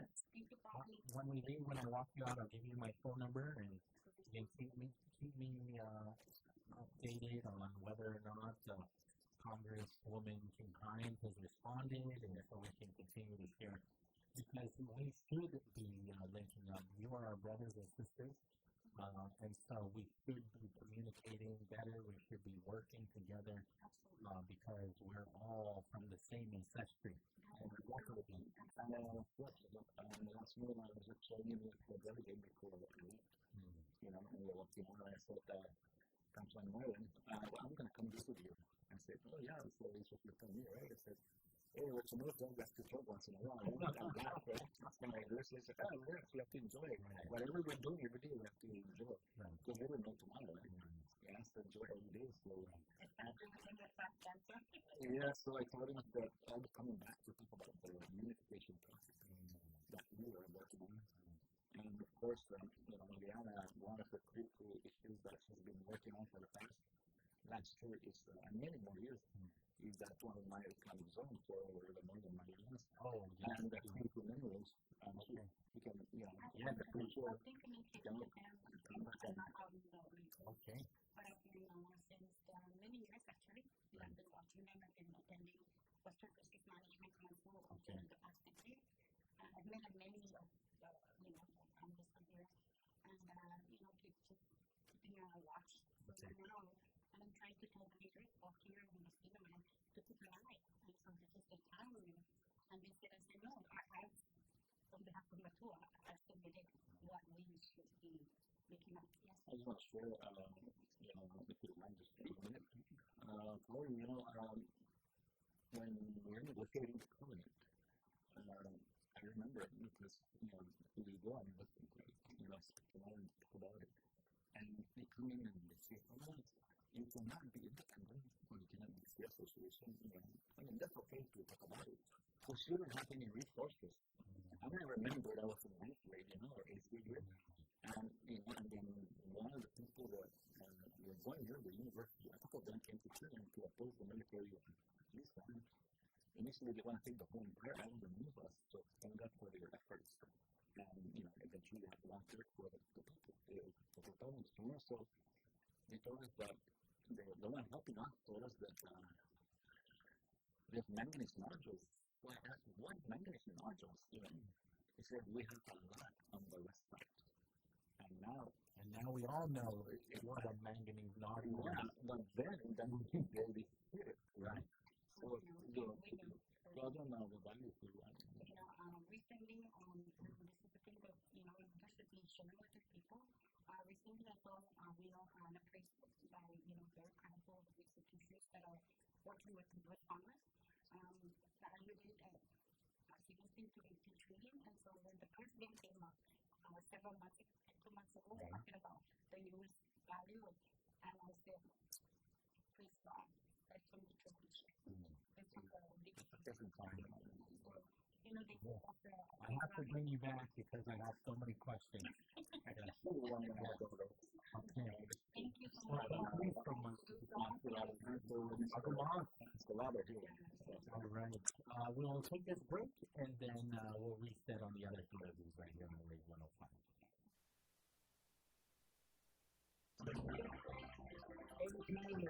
For Friday's News Flash, Elon Musk's SpaceX made its debut on Wall Street today. The stock soared 19%. It turns Musk into the first ever trillionaire. Let me tell you, if people had told me this was going to happen, I was like, man, you must be smoking some really good crack. I think that's going to get better. Forbes estimates Musk, who was also a major shareholder in Tesla, is now worth $1.1 trillion. Elon Musk's SpaceX is going public because it needs money to fund its ambitions of putting satellites in data centers in space and eventually establishing a colony of people on Mars. Pakistan's prime minister says the United States and Iran have agreed to a final text for a peace deal. Scaffolding is up at the Kennedy Center in Washington to remove President Trump's name from the building. A judge rejected a request to pause a court-ordered deadline to remove references to the president from the building and other aspects of the Kennedy Center's operations. Board member, Ohio Democratic Congresswoman Joyce Beatty says this is not over. Of course, they're going to find us every bit of the way. There's going to be a legal fight. A federal judge ruled the White House is allowed to stage a UFC show this weekend in an elaborate ring already built on the south lawn of the White House to celebrate the nation's 250th anniversary on President Trump's 80th birthday. The president said today a swift and lethal kinetic U.S. strike has killed Hector Rustenford Guerrero Flores, whom he calls the infamous leader of the Nicaragua gang. Officials in Maryland are criticizing Immigration and Customs Enforcement for arresting a man and woman outside of a Baltimore elementary school as preschoolers, kindergartners, and their families arrived for an end-of-school ceremony. This is AP News. Artist David Hockney has died at the age of 88. David Hockney's paintings of pools soaring in the Los Angeles sunshine and colorful iPad drawings have become icons of 20th century art. Over a 7-decade career, Hockney explored and reimagined practical portraiture, landscape painting, and pop art, working in painting, collage, photography, and digital drawing. He was born in the north of England, but lived much of his life in Southern California, making its sun-drenched suburban his a major motive. Later in life, he returned to Europe, finding renewed inspiration in the wooded hills of Yorkshire and in the fields and trees of France's Normandy region. I'm Charles Sylvester. Authorities in Texas say a man who opened fire in a shooting that left 1 dead and 10 injured had shot at police just days earlier during a chase. They say he began firing shots at officers and bystanders in Midland, Texas, before barricading himself inside an abandoned veterinary clinic. I'm Ed Donahue, AP News. Sounds like recent news.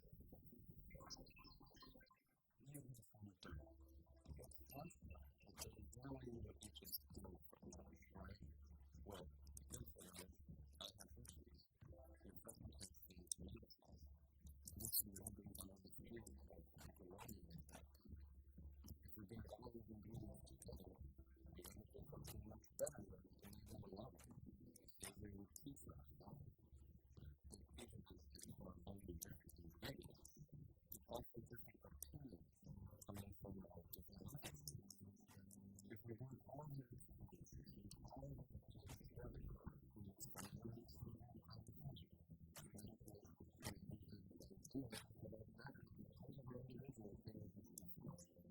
don't see a lot of conferences these days. But it doesn't work. What we really need are subtle civic conversations. Pieces. If you're a minute, AmericanThing.org.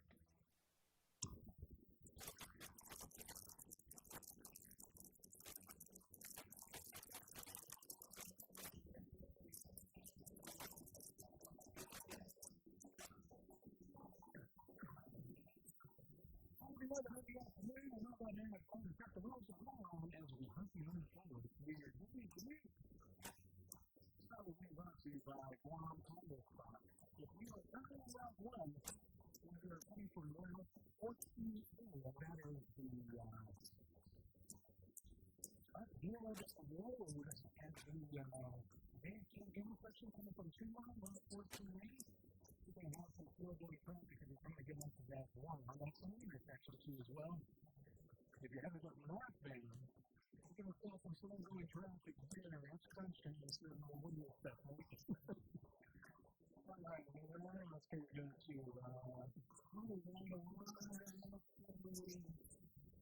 okay, there we go.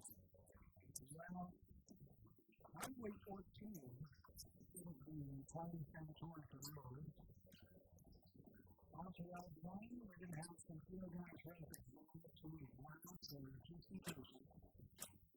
Let it be, what the Horizon Hotel condominium and intersection there, coming off from T1. Off Route 1, you're going to have some slow-going traffic there.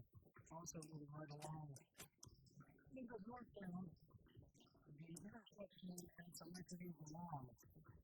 Route 16 headed on to Route 1, where you go ahead to Greenport Route. You go for some slow-going traffic there about that intersection. And that well, look at traffic.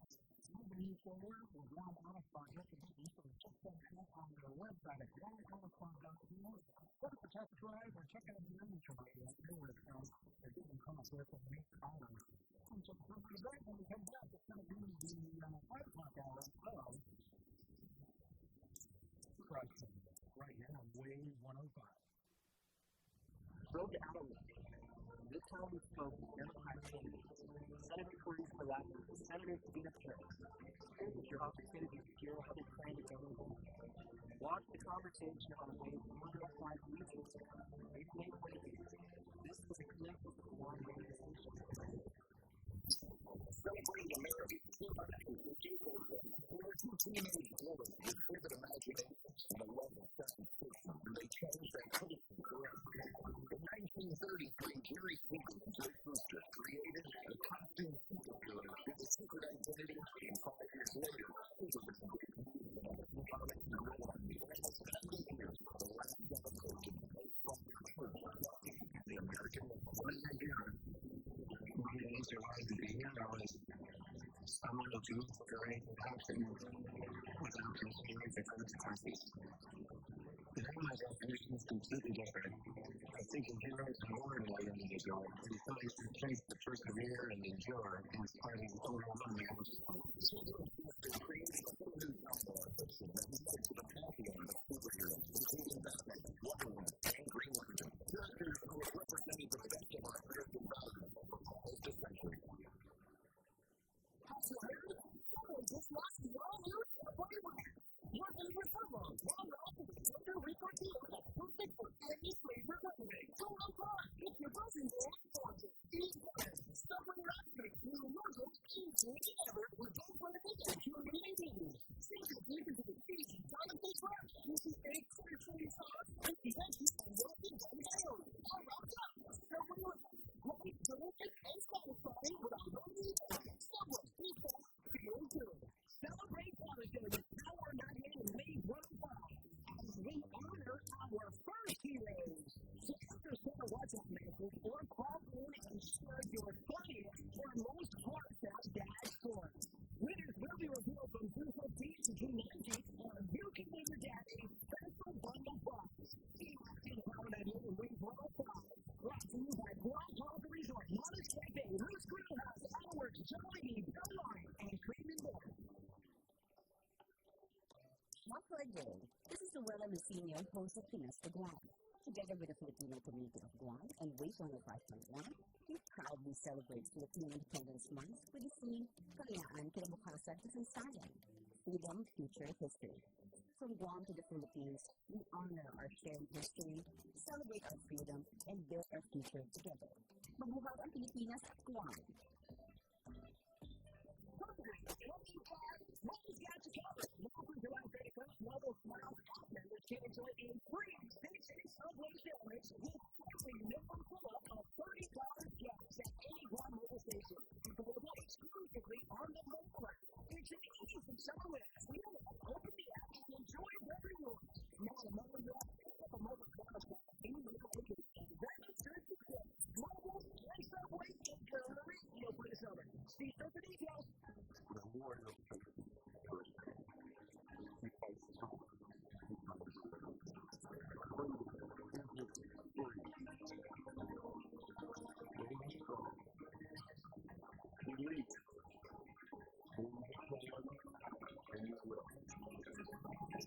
Wheelchairs for Warriors provides mobility solutions for veterans and first responders injured in the line of duty. Join the mission and visit wheelchairsforwarriors.org.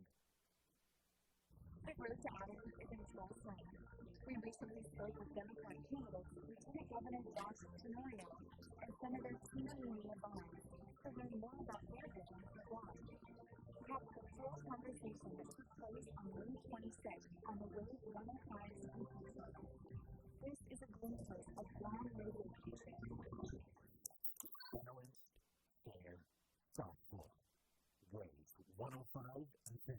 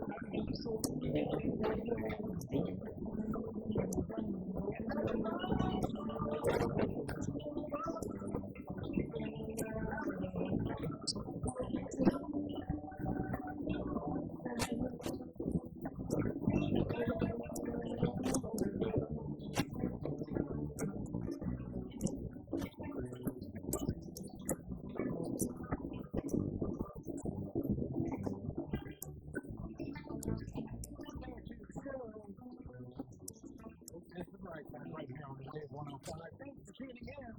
5:19 in the afternoon. Let's bring up the host. Mr. Pauly.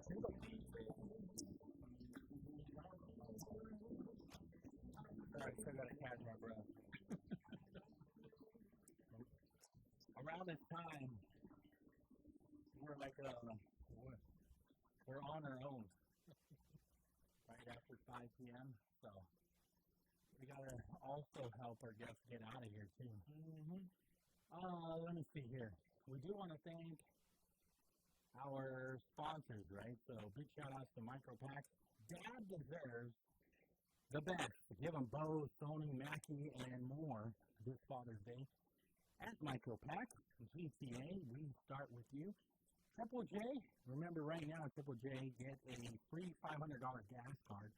When you drive home with a new Ford truck, visit triplejguam.com, get pre-approved instantly. Also, shout-outs to Subway. We got a refresh to Beef Fest and Chili's Grill and Bar.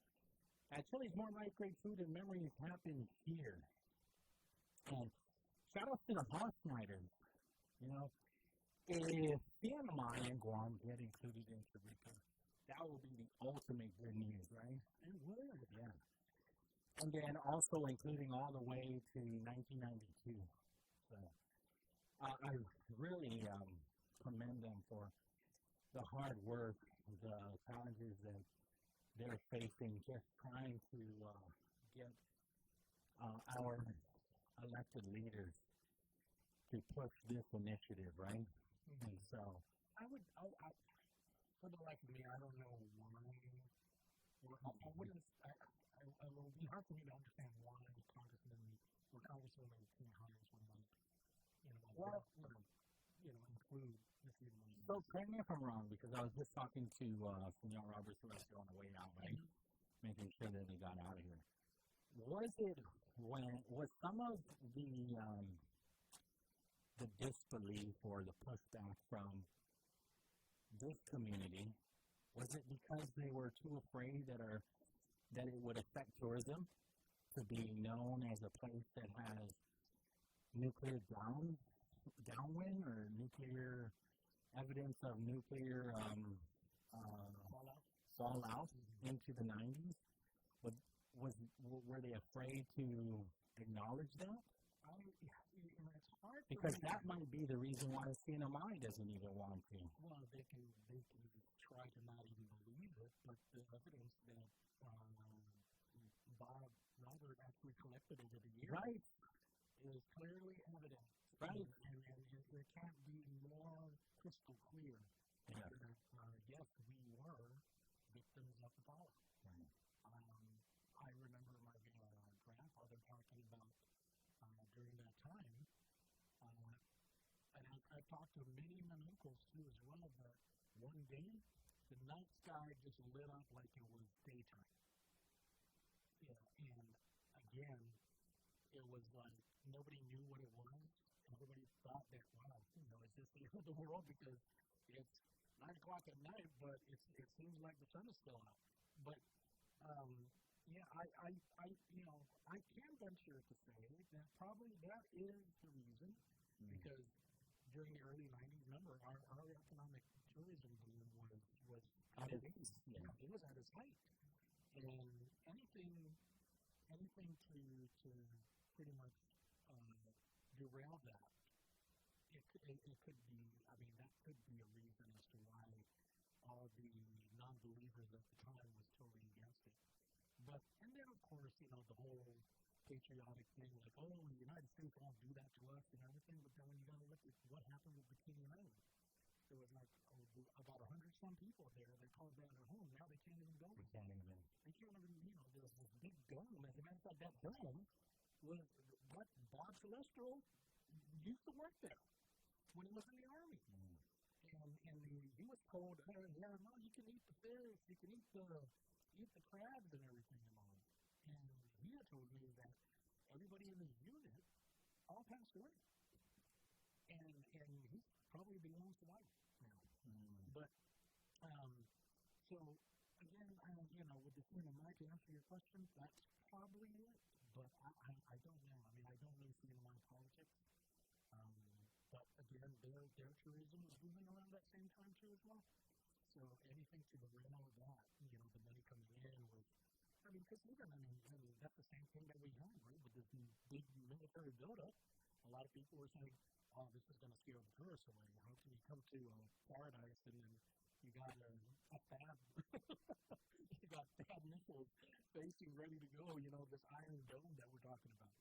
But, yeah, it could be a number of things. But, again, it would be hard for me to comprehend or try to understand why Congressman King Hines would not be in favor of adding on because they're really just next door to us. And whatever we experience here, they have it too. Case in point, look at Sri Lanka, right? Even though it hit them, we were still feeling the effects.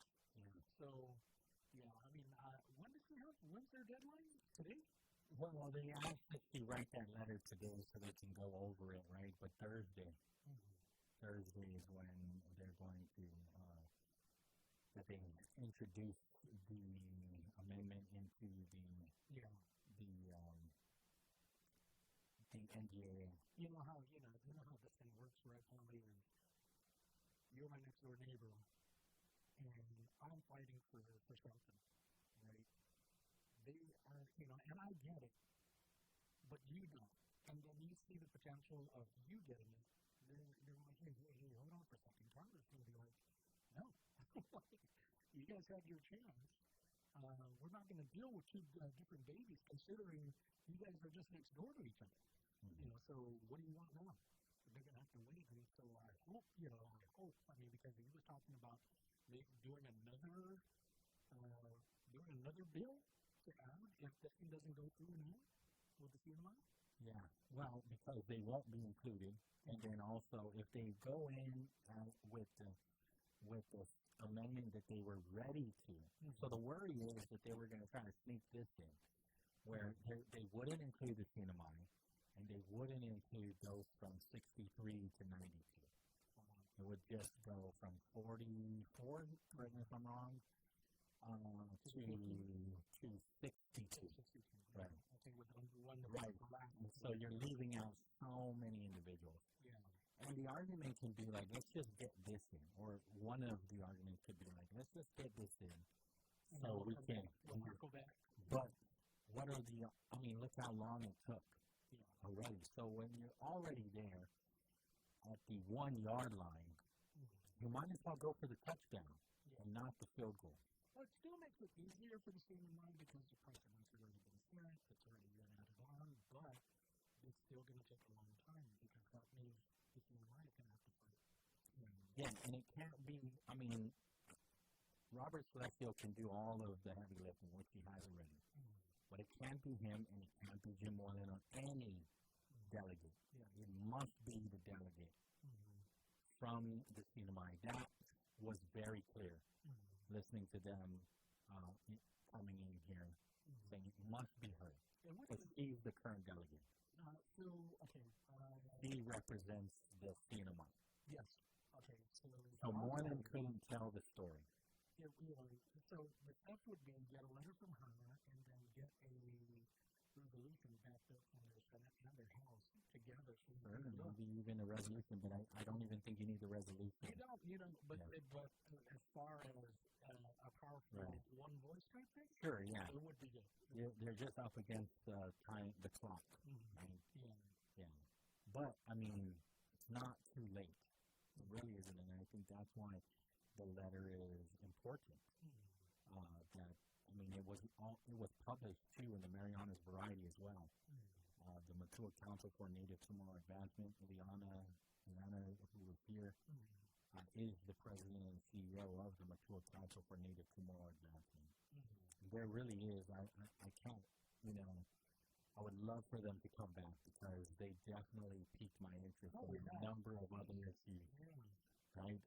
When you're talking about the unification, that's also something that I'm very curious about. We're talking about the deep sea mining situation, and she was talking about in the trillions, how much the nodules, in the CNMI coast are valued at. And then there's also the other mineral too that a lot of people don't talk about is Ponzo. And that's up there in one of those smaller islands. And of course, that is pretty much what makes cement. So that is another mineral in itself. And so a lot of people are like, with Richard Hassler saying we don't have an industry, we don't have, we cannot, shoot for certain political statuses because we don't have nothing. I'm like, we're in the middle of the Pacific Ocean. There are a lot of things that we have from our fisheries and everything. And so I have to agree with him. Like, there are a lot of things that are untapped by us, but it's tapped by others, other countries taking our tuna, canning it, and then selling it back to us for $1.89. So,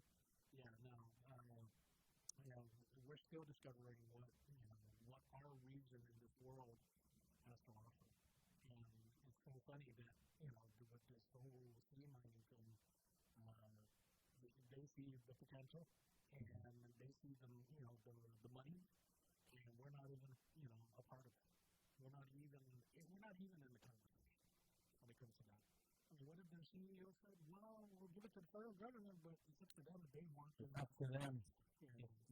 We highly encourage the federal government to give them some kind of compensation. Real quick, I do want to share some good news, right? Good news for a change, again, is brought to you by Provisions Wine and Cheese. They serve fresh salads, delicious sandwiches, and authentic Roman-style pizza. Provisions is open Monday through Saturday from 11 a.m. to 3 p.m. Call Provisions at 671-633-9463. Place your order today or visit the website provisionsguam.com. And so today's good news comes from the BBC. Okay. There's a novice photographer that her name is Yilin Kai, and she's not one of these like National Geographic photographers. Okay. However, she does have an interest, right? She once again has become an award-winning photographer just from the photos that she has been able to capture. And so she just had an interest since she was a kid. She used to live in Virginia, and then she also took a trip at just 19 years old to Batanes Bay. Am I pronouncing that correct? I'm not sure. In the Philippines, where she was able to capture even more of these amazing photos. She captures photos of the immortal jellyfish in the deep ocean. If you go to bbc.com/the deep sea will come to me, the blackwater diver who photographs the creatures of the deep.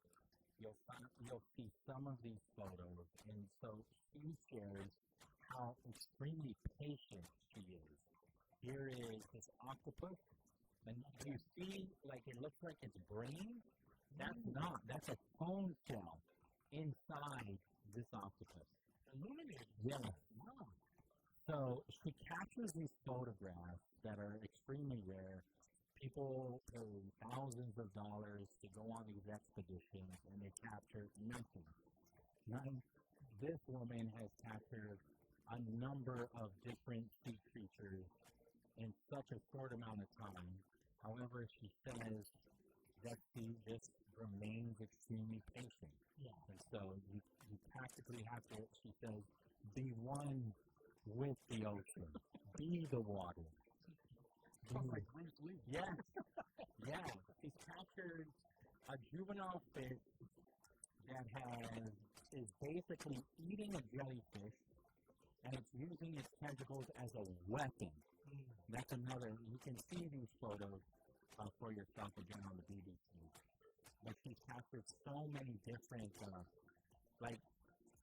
interactions, not just with one fish, but two sea creatures together, either fighting each other or just communicating with each other even. The photos are really cool. And so she says that she was just doing this as a hobby, and now she is becoming like world famous at this point. And so again, she was an immigrant. She came to the U.S. at a very young age, and now she travels the world, and she captures these photos. And so she just stays in the water. There's a photo of her with all of her equipment, and she has like 4 different tanks. Because how long can you stay in the water with just one tank? Maybe 40 minutes? At the most, yeah. So she's got 4 to her back, and she's a little one, too. Yeah, keep in She's mind. a little lady. Yeah, because, you don't want to get the bend, so... Yeah. And your swimming time is probably about 20 minutes at tops. Right? She doesn't say how tall she is or how much she weighs, but in the photo that I'm looking at, she's a little one. And so, again, she's got like 4 tanks attached to her back, and she just takes her time and just waits and gets some beautiful photos. All right, so once again, Provisions with the good news right here on Wave 105, 5:35 in the afternoon. We'll take the break. Celebrating America's 250th birthday. Among the people who will always be the people. And people have been 44 years after the nation's founding, are women who win the right to vote. The suffragette movement in the U.S. began in 1830 with the Women's Rights Foundation. But by then, the idea of women being able to vote seemed too extreme to find its illegal. Susan became the leader of the movement in the 19th century. It was we the people, not we the white man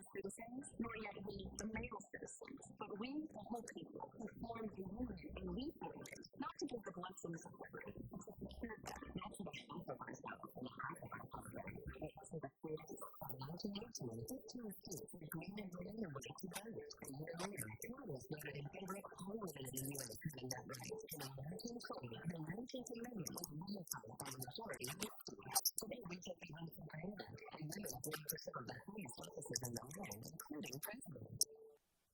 When a warrior faces adversity, he fights through it. He can know it. Freedom isn't free. Really strong. And lead. When you became a new left.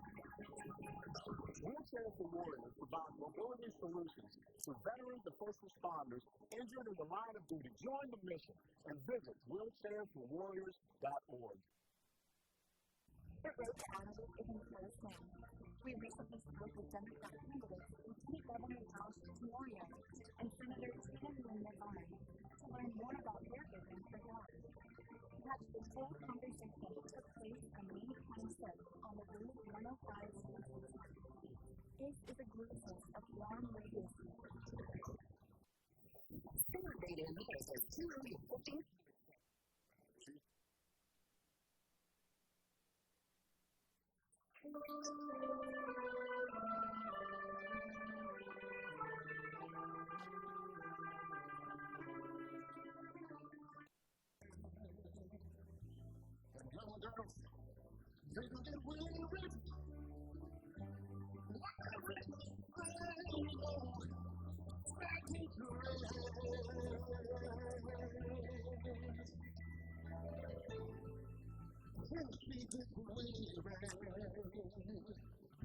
All you gotta do,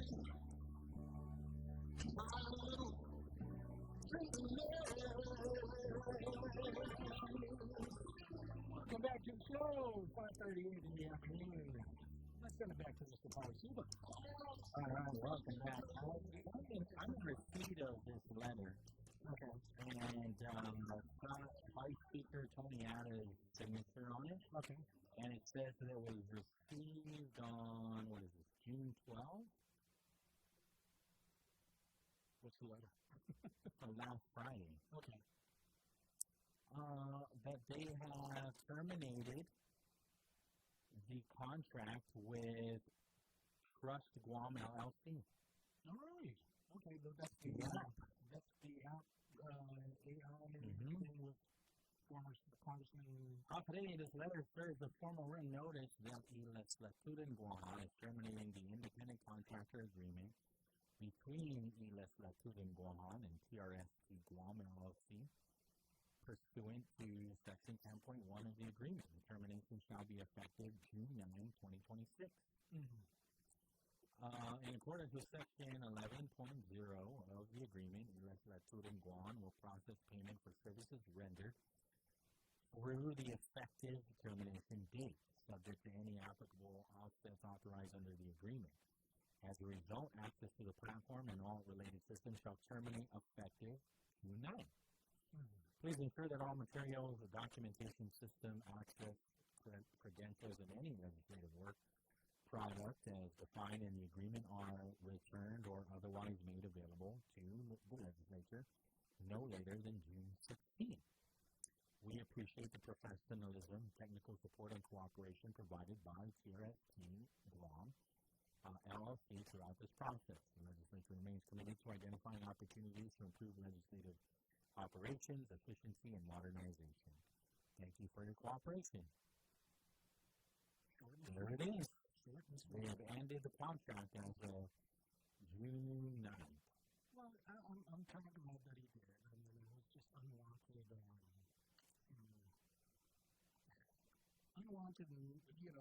bad press, pretty much. And so. Well, I mean, those that have said on the record, right? They said, well, there are these services available through a number of other softwares, right, that are free. Or like a $20 subscription, right? Monthly subscription. Well, when you were over the legislature, what were you using?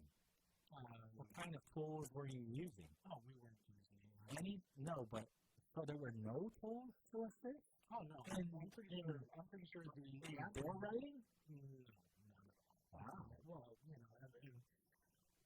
again, I'm pretty sure there was. There was no template? No, I'm pretty sure there were templates. It's got to be, because there are templates for resolutions. There is. But, to actually sit down and just, you got to do the research. Yeah. That's the whole reason why they would hire all of these political science majors, right? And those with the bachelor's degrees and those with the experience. Well, all you have to do with AI probably is. But I'm not talking about the AI. I'm talking about prior to AI, right? Yeah. Institutional knowledge matters.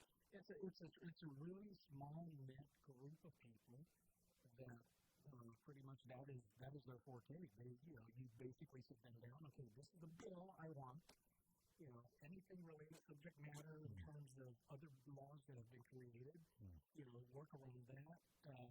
See what how we can make this bill be constitutional muster, and make sure that it's not inorganic. After that, you go through your legal counsel, and the legal counsel will give the thumbs up, and you're like, okay, this is good. Okay, you may have to change this section of your bill because it's inorganic, that type of stuff. But I mean, they know how to do it. But this whole thing now with the AI thing, it really, you can just sit down and I tried to do it over the weekend. Write a bill? To write my own bill. I mean, there is a tool. I remember Senator Teletatabi was here. She came into the studio. Yeah. And we were talking about a number of things. But this was even before the AI task force was created, right? Through her bill. And she showed me, she goes, here, you just, she went into one, I think it was Copilot. I don't remember. But obviously, she said, even after that, though, we still have to do our research. Yeah. We still have to make sure that it is compatible with our laws and make sure that we're not creating something that actually conflicts with what is already codified. Exactly. Because I've seen it sometimes. I've seen some of these bills. I'm like, wait a minute. This is cookie cutter. This looks like this is applicable in, like, Indiana. Did you take a bill from Indiana or Washington? No, back in the day, that's how they used to do it. I mean, most of the laws, and you just got to look at the laws, like, for instance, in California. They take those, they mirror image it, and they just apply it to Guam. But you can't do that because we don't. I mean, no one's going to admit that they did that. I don't think so. But I've actually heard a senator say, yes, I've done it in the past. And so, where they take laws that are in the books, because if it meets state muster and constitutional muster, then it also applies to Guam. But I just take it and apply it to Guam. But you still have to edit it, right? I mean, you still have to read it through and look at the sections and apply what even makes sense, right? Otherwise it's silliness. Again, you just change the you just subtract, you just delete addresses. But no, you're right, and that's where the research comes in, because again, you can take a state law, apply it to Guam, change the word from state of California to District of Guam or whatever, right, or the island of Guam, and you just take, it's almost cherry picking. Okay, this is good, this is bad. No, we don't have 1 million plus people here. So you just tailor make it to Guam. But it has been done before. And we have a gentleman that's online right now who would attest to writing a law because it's Attorney Pete Santos. All right. Off the day, Attorney Pete. Off the day, Pauly and Ryan. Viva Looney. Hey, I called because I just wanted to, reminisce a little bit and talk a little bit about our weekend. I had a great time at your dad's thing, and I saw a lot of old faces and new faces connected with the Guam Police Department. It just shows how much loved and revered and respected your dad is. Thank you for that. Yeah. And, just such a great night. And I had a great time before that at the Army ball, you know, when I was invited to the Army ball, I said, wait a minute, I didn't know the Army had balls. But anyways, I was fortunate enough to get a little bit time on the mic and introduce the guest speaker, and I used my AI joke there, and it went over like, you know, the crowd loved it, you know, because we were talking a little bit about the you know, unknown and the scariness of AI today. And we've talked recently about how in the court system it's wreaking havoc, right? What more the legislature with no one looking over the shoulder, right?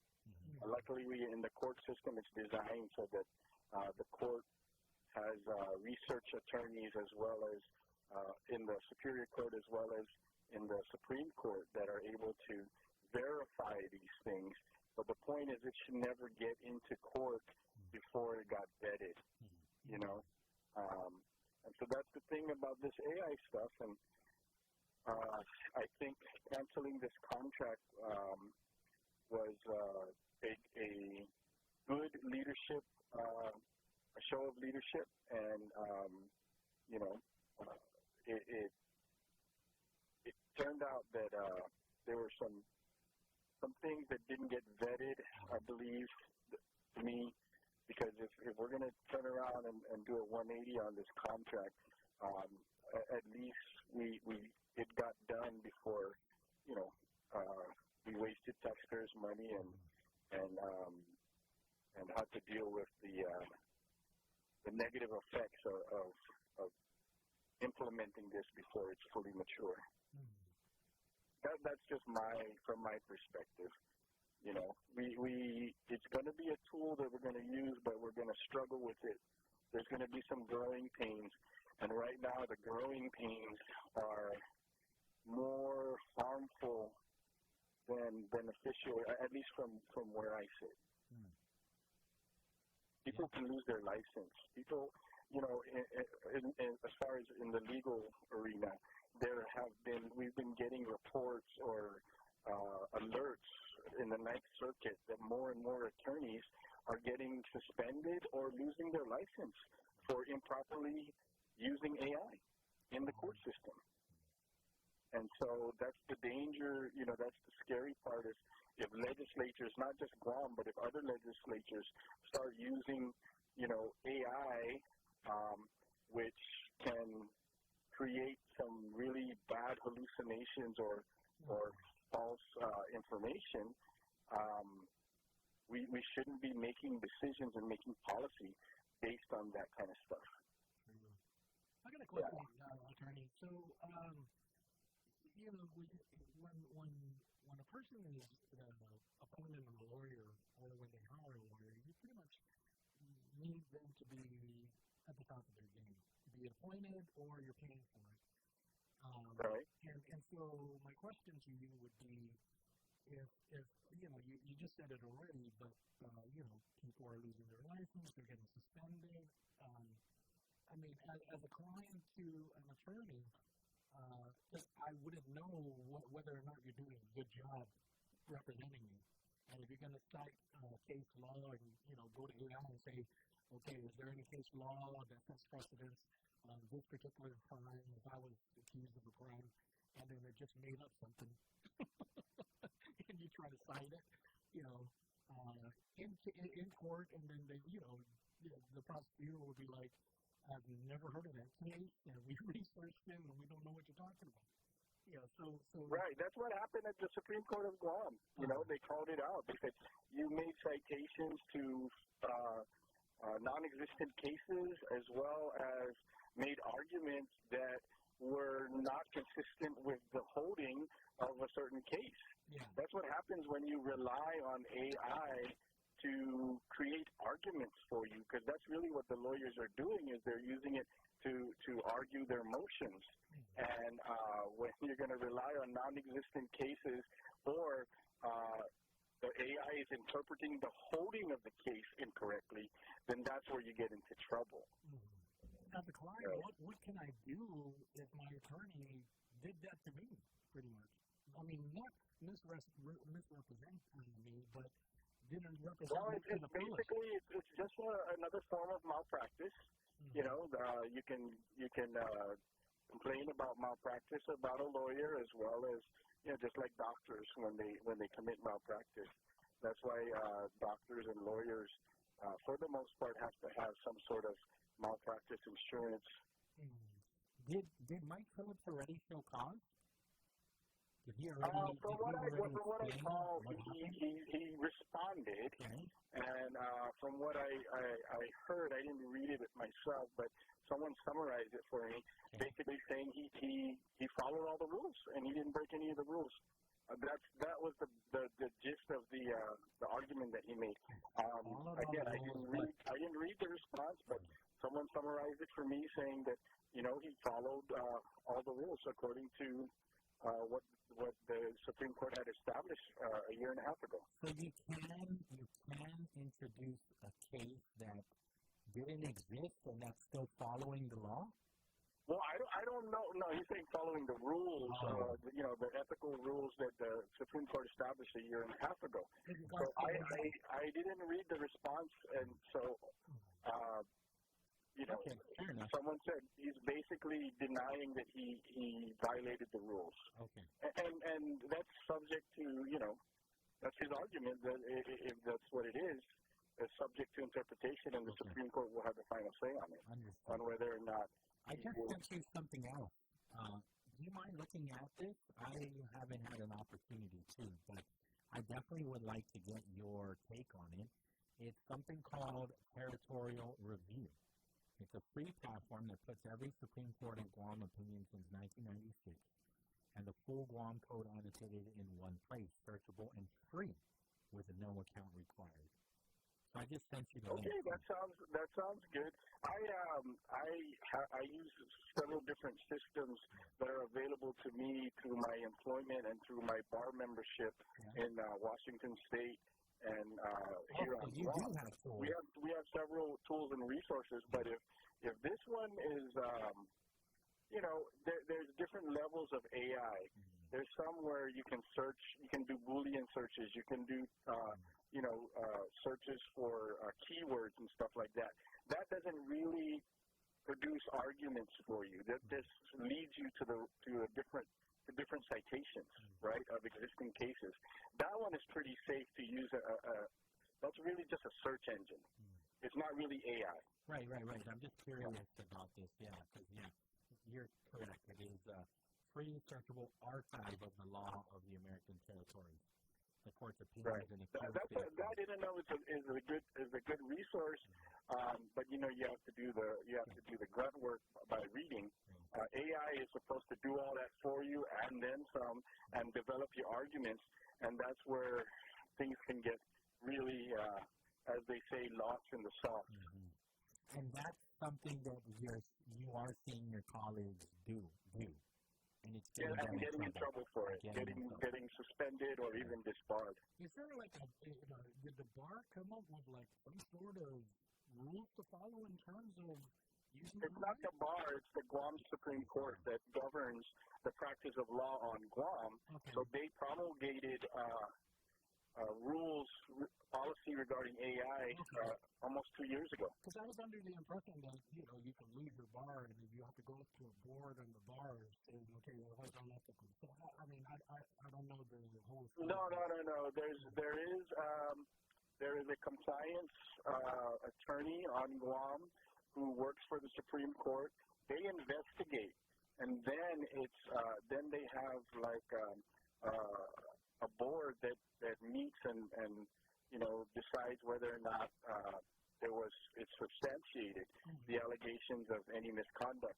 And then if it is, then it goes to the Supreme Court, and the Supreme Court ultimately decides whether, you know, there was violations, and the respondent gets to you know, make their argument why they believe they didn't violate, and then at the end of the day there will be an order saying why, you know, whether or not someone's actions or inactions violated the code of ethics. All right. I appreciate this, Attorney Pete. Thanks for the call. Yeah, and again, you know, I was very glad to be part of the celebration of your dad. Thank you so much for being there. I know he really Awesome. appreciated you guys being there. Thanks, Okay. Benji. Take care. Adios. So there is a response from Senator Chris Barnett on the termination of Trust Guam LLC's contract, rather, TRST. Speaker Blas, Vice Speaker Adams, Secretary Salas Manzanani, and TRST Guam LLC got caught red-handed, and the termination of the contract meant they knew what they did was wrong. They should still be held accountable for this breach of the public's trust in the name of the special interest political patronage. Vice Speaker Adams' letter terminating Trust Guam LLC contract may have ended the sweetheart arrangement, but Republican leadership's stunning silence on this matter has left many unanswered questions. It is mind-boggling. The Republican leadership would bind and expose the legislative body to an unvetted, unsecured, and untested AI platform. The vendor's political ties to the Republican majority expose this contract for what it really was, an election year political payday. It's clear the Republicans have to buy loyalty from those who have switched sides, but the legislature must not be used as a political piggy bank to bankroll the Republicans on their quest for avarice. The letter also states compensation will be paid to the vendor, but according to the contract, the vendor failed to meet basic terms. The majority of senatorial offices, including ours, have not heard a peep from Trust Guam LLC, even though the contract reads that activation access and training on the platform would be provided to senatorial offices by June 1, 2026. I question what compensation, if any, is due to the vendor. OPEC and other officials have warned against trusting inexperienced AI vendors, and it remains to be seen if TRST Guam LLC meets the basic parameters of certifications and authenticity of services recommended by regulatory entities. Senators can already avail of AI drafting services for free or for much less than the TRST Guam LLC contract, which provided a 6-month rental of the untested, unvetted AI platform, including exorbitant hidden fees and charges. Further, the unresolved ethics complaints filed relative to this contract should still be addressed. It's my understanding the chair of the Republican Party, Senator Sandro Matata, has been tasked by Speaker Blas to lead ethics committee investigation into these complaints. Assigning the chair of the Republican Party to investigate a contract involving 2 GOP governor candidates and a sitting Republican senator is an egregious conflict of interest. I would love to hear Speaker Blas and Vice Speaker Adams try to explain this conflict to the people of Guam. End of statement. Senator Chris Barnett. Before we get out of here, this is something that we definitely need to track. This is from the National Weather Service. Invest 92W. You heard of this? Yes. Over the weekend, northeast of Pompeii to pass through the Marianas late this week. At this time, a number of late week forecast solutions remain regarding 92W and its possible form. Residents across the Marianas should monitor weather forecasts and conditions closely over the next few days as this remains an evolving situation. This supplemental outlook will be updated Tuesday morning with a routine regional weather outlook. So we are definitely going to be tracking this. We'll get another update. Tomorrow morning. Currently, no tropical storm or typhoon watches or warnings are in effect. We continue to track a weak tropical disturbance, Invest 92W, as it moves west-northwest through eastern Micronesia.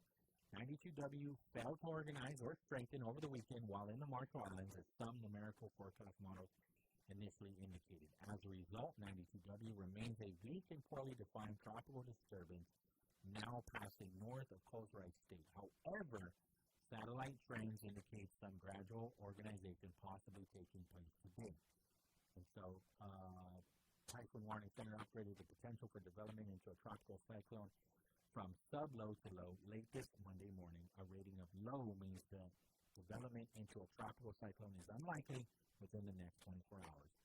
However, an update comes tomorrow morning. And it's still far away. Okay. All right. We're going to get out of here, make some room for some national programming. Mr. John Batchelor should be up next. And then we'll do it all again tomorrow. Mornings with Patty, rolling with dice on a Tuesday. No pop top. Mr. Norman Alyssa takes some well-deserved leave.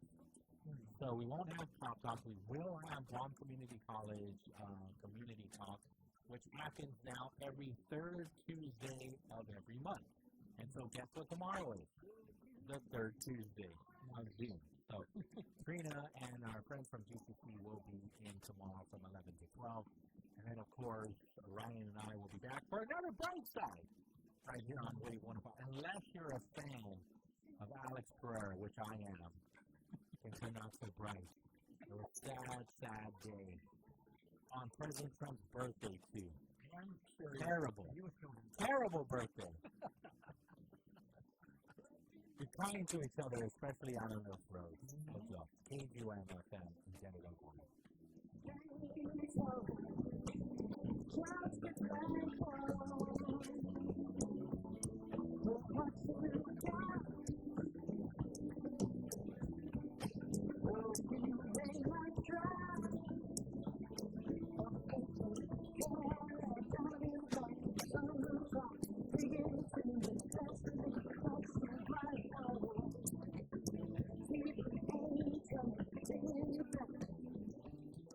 You're listening to KGUM-FM program. 5.1. The topic of Craft versus Union.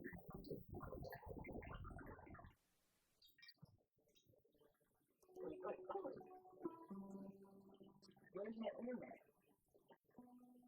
What happened to my search? What happened to my house? My phone, my newspaper, my internet, my search, now my house?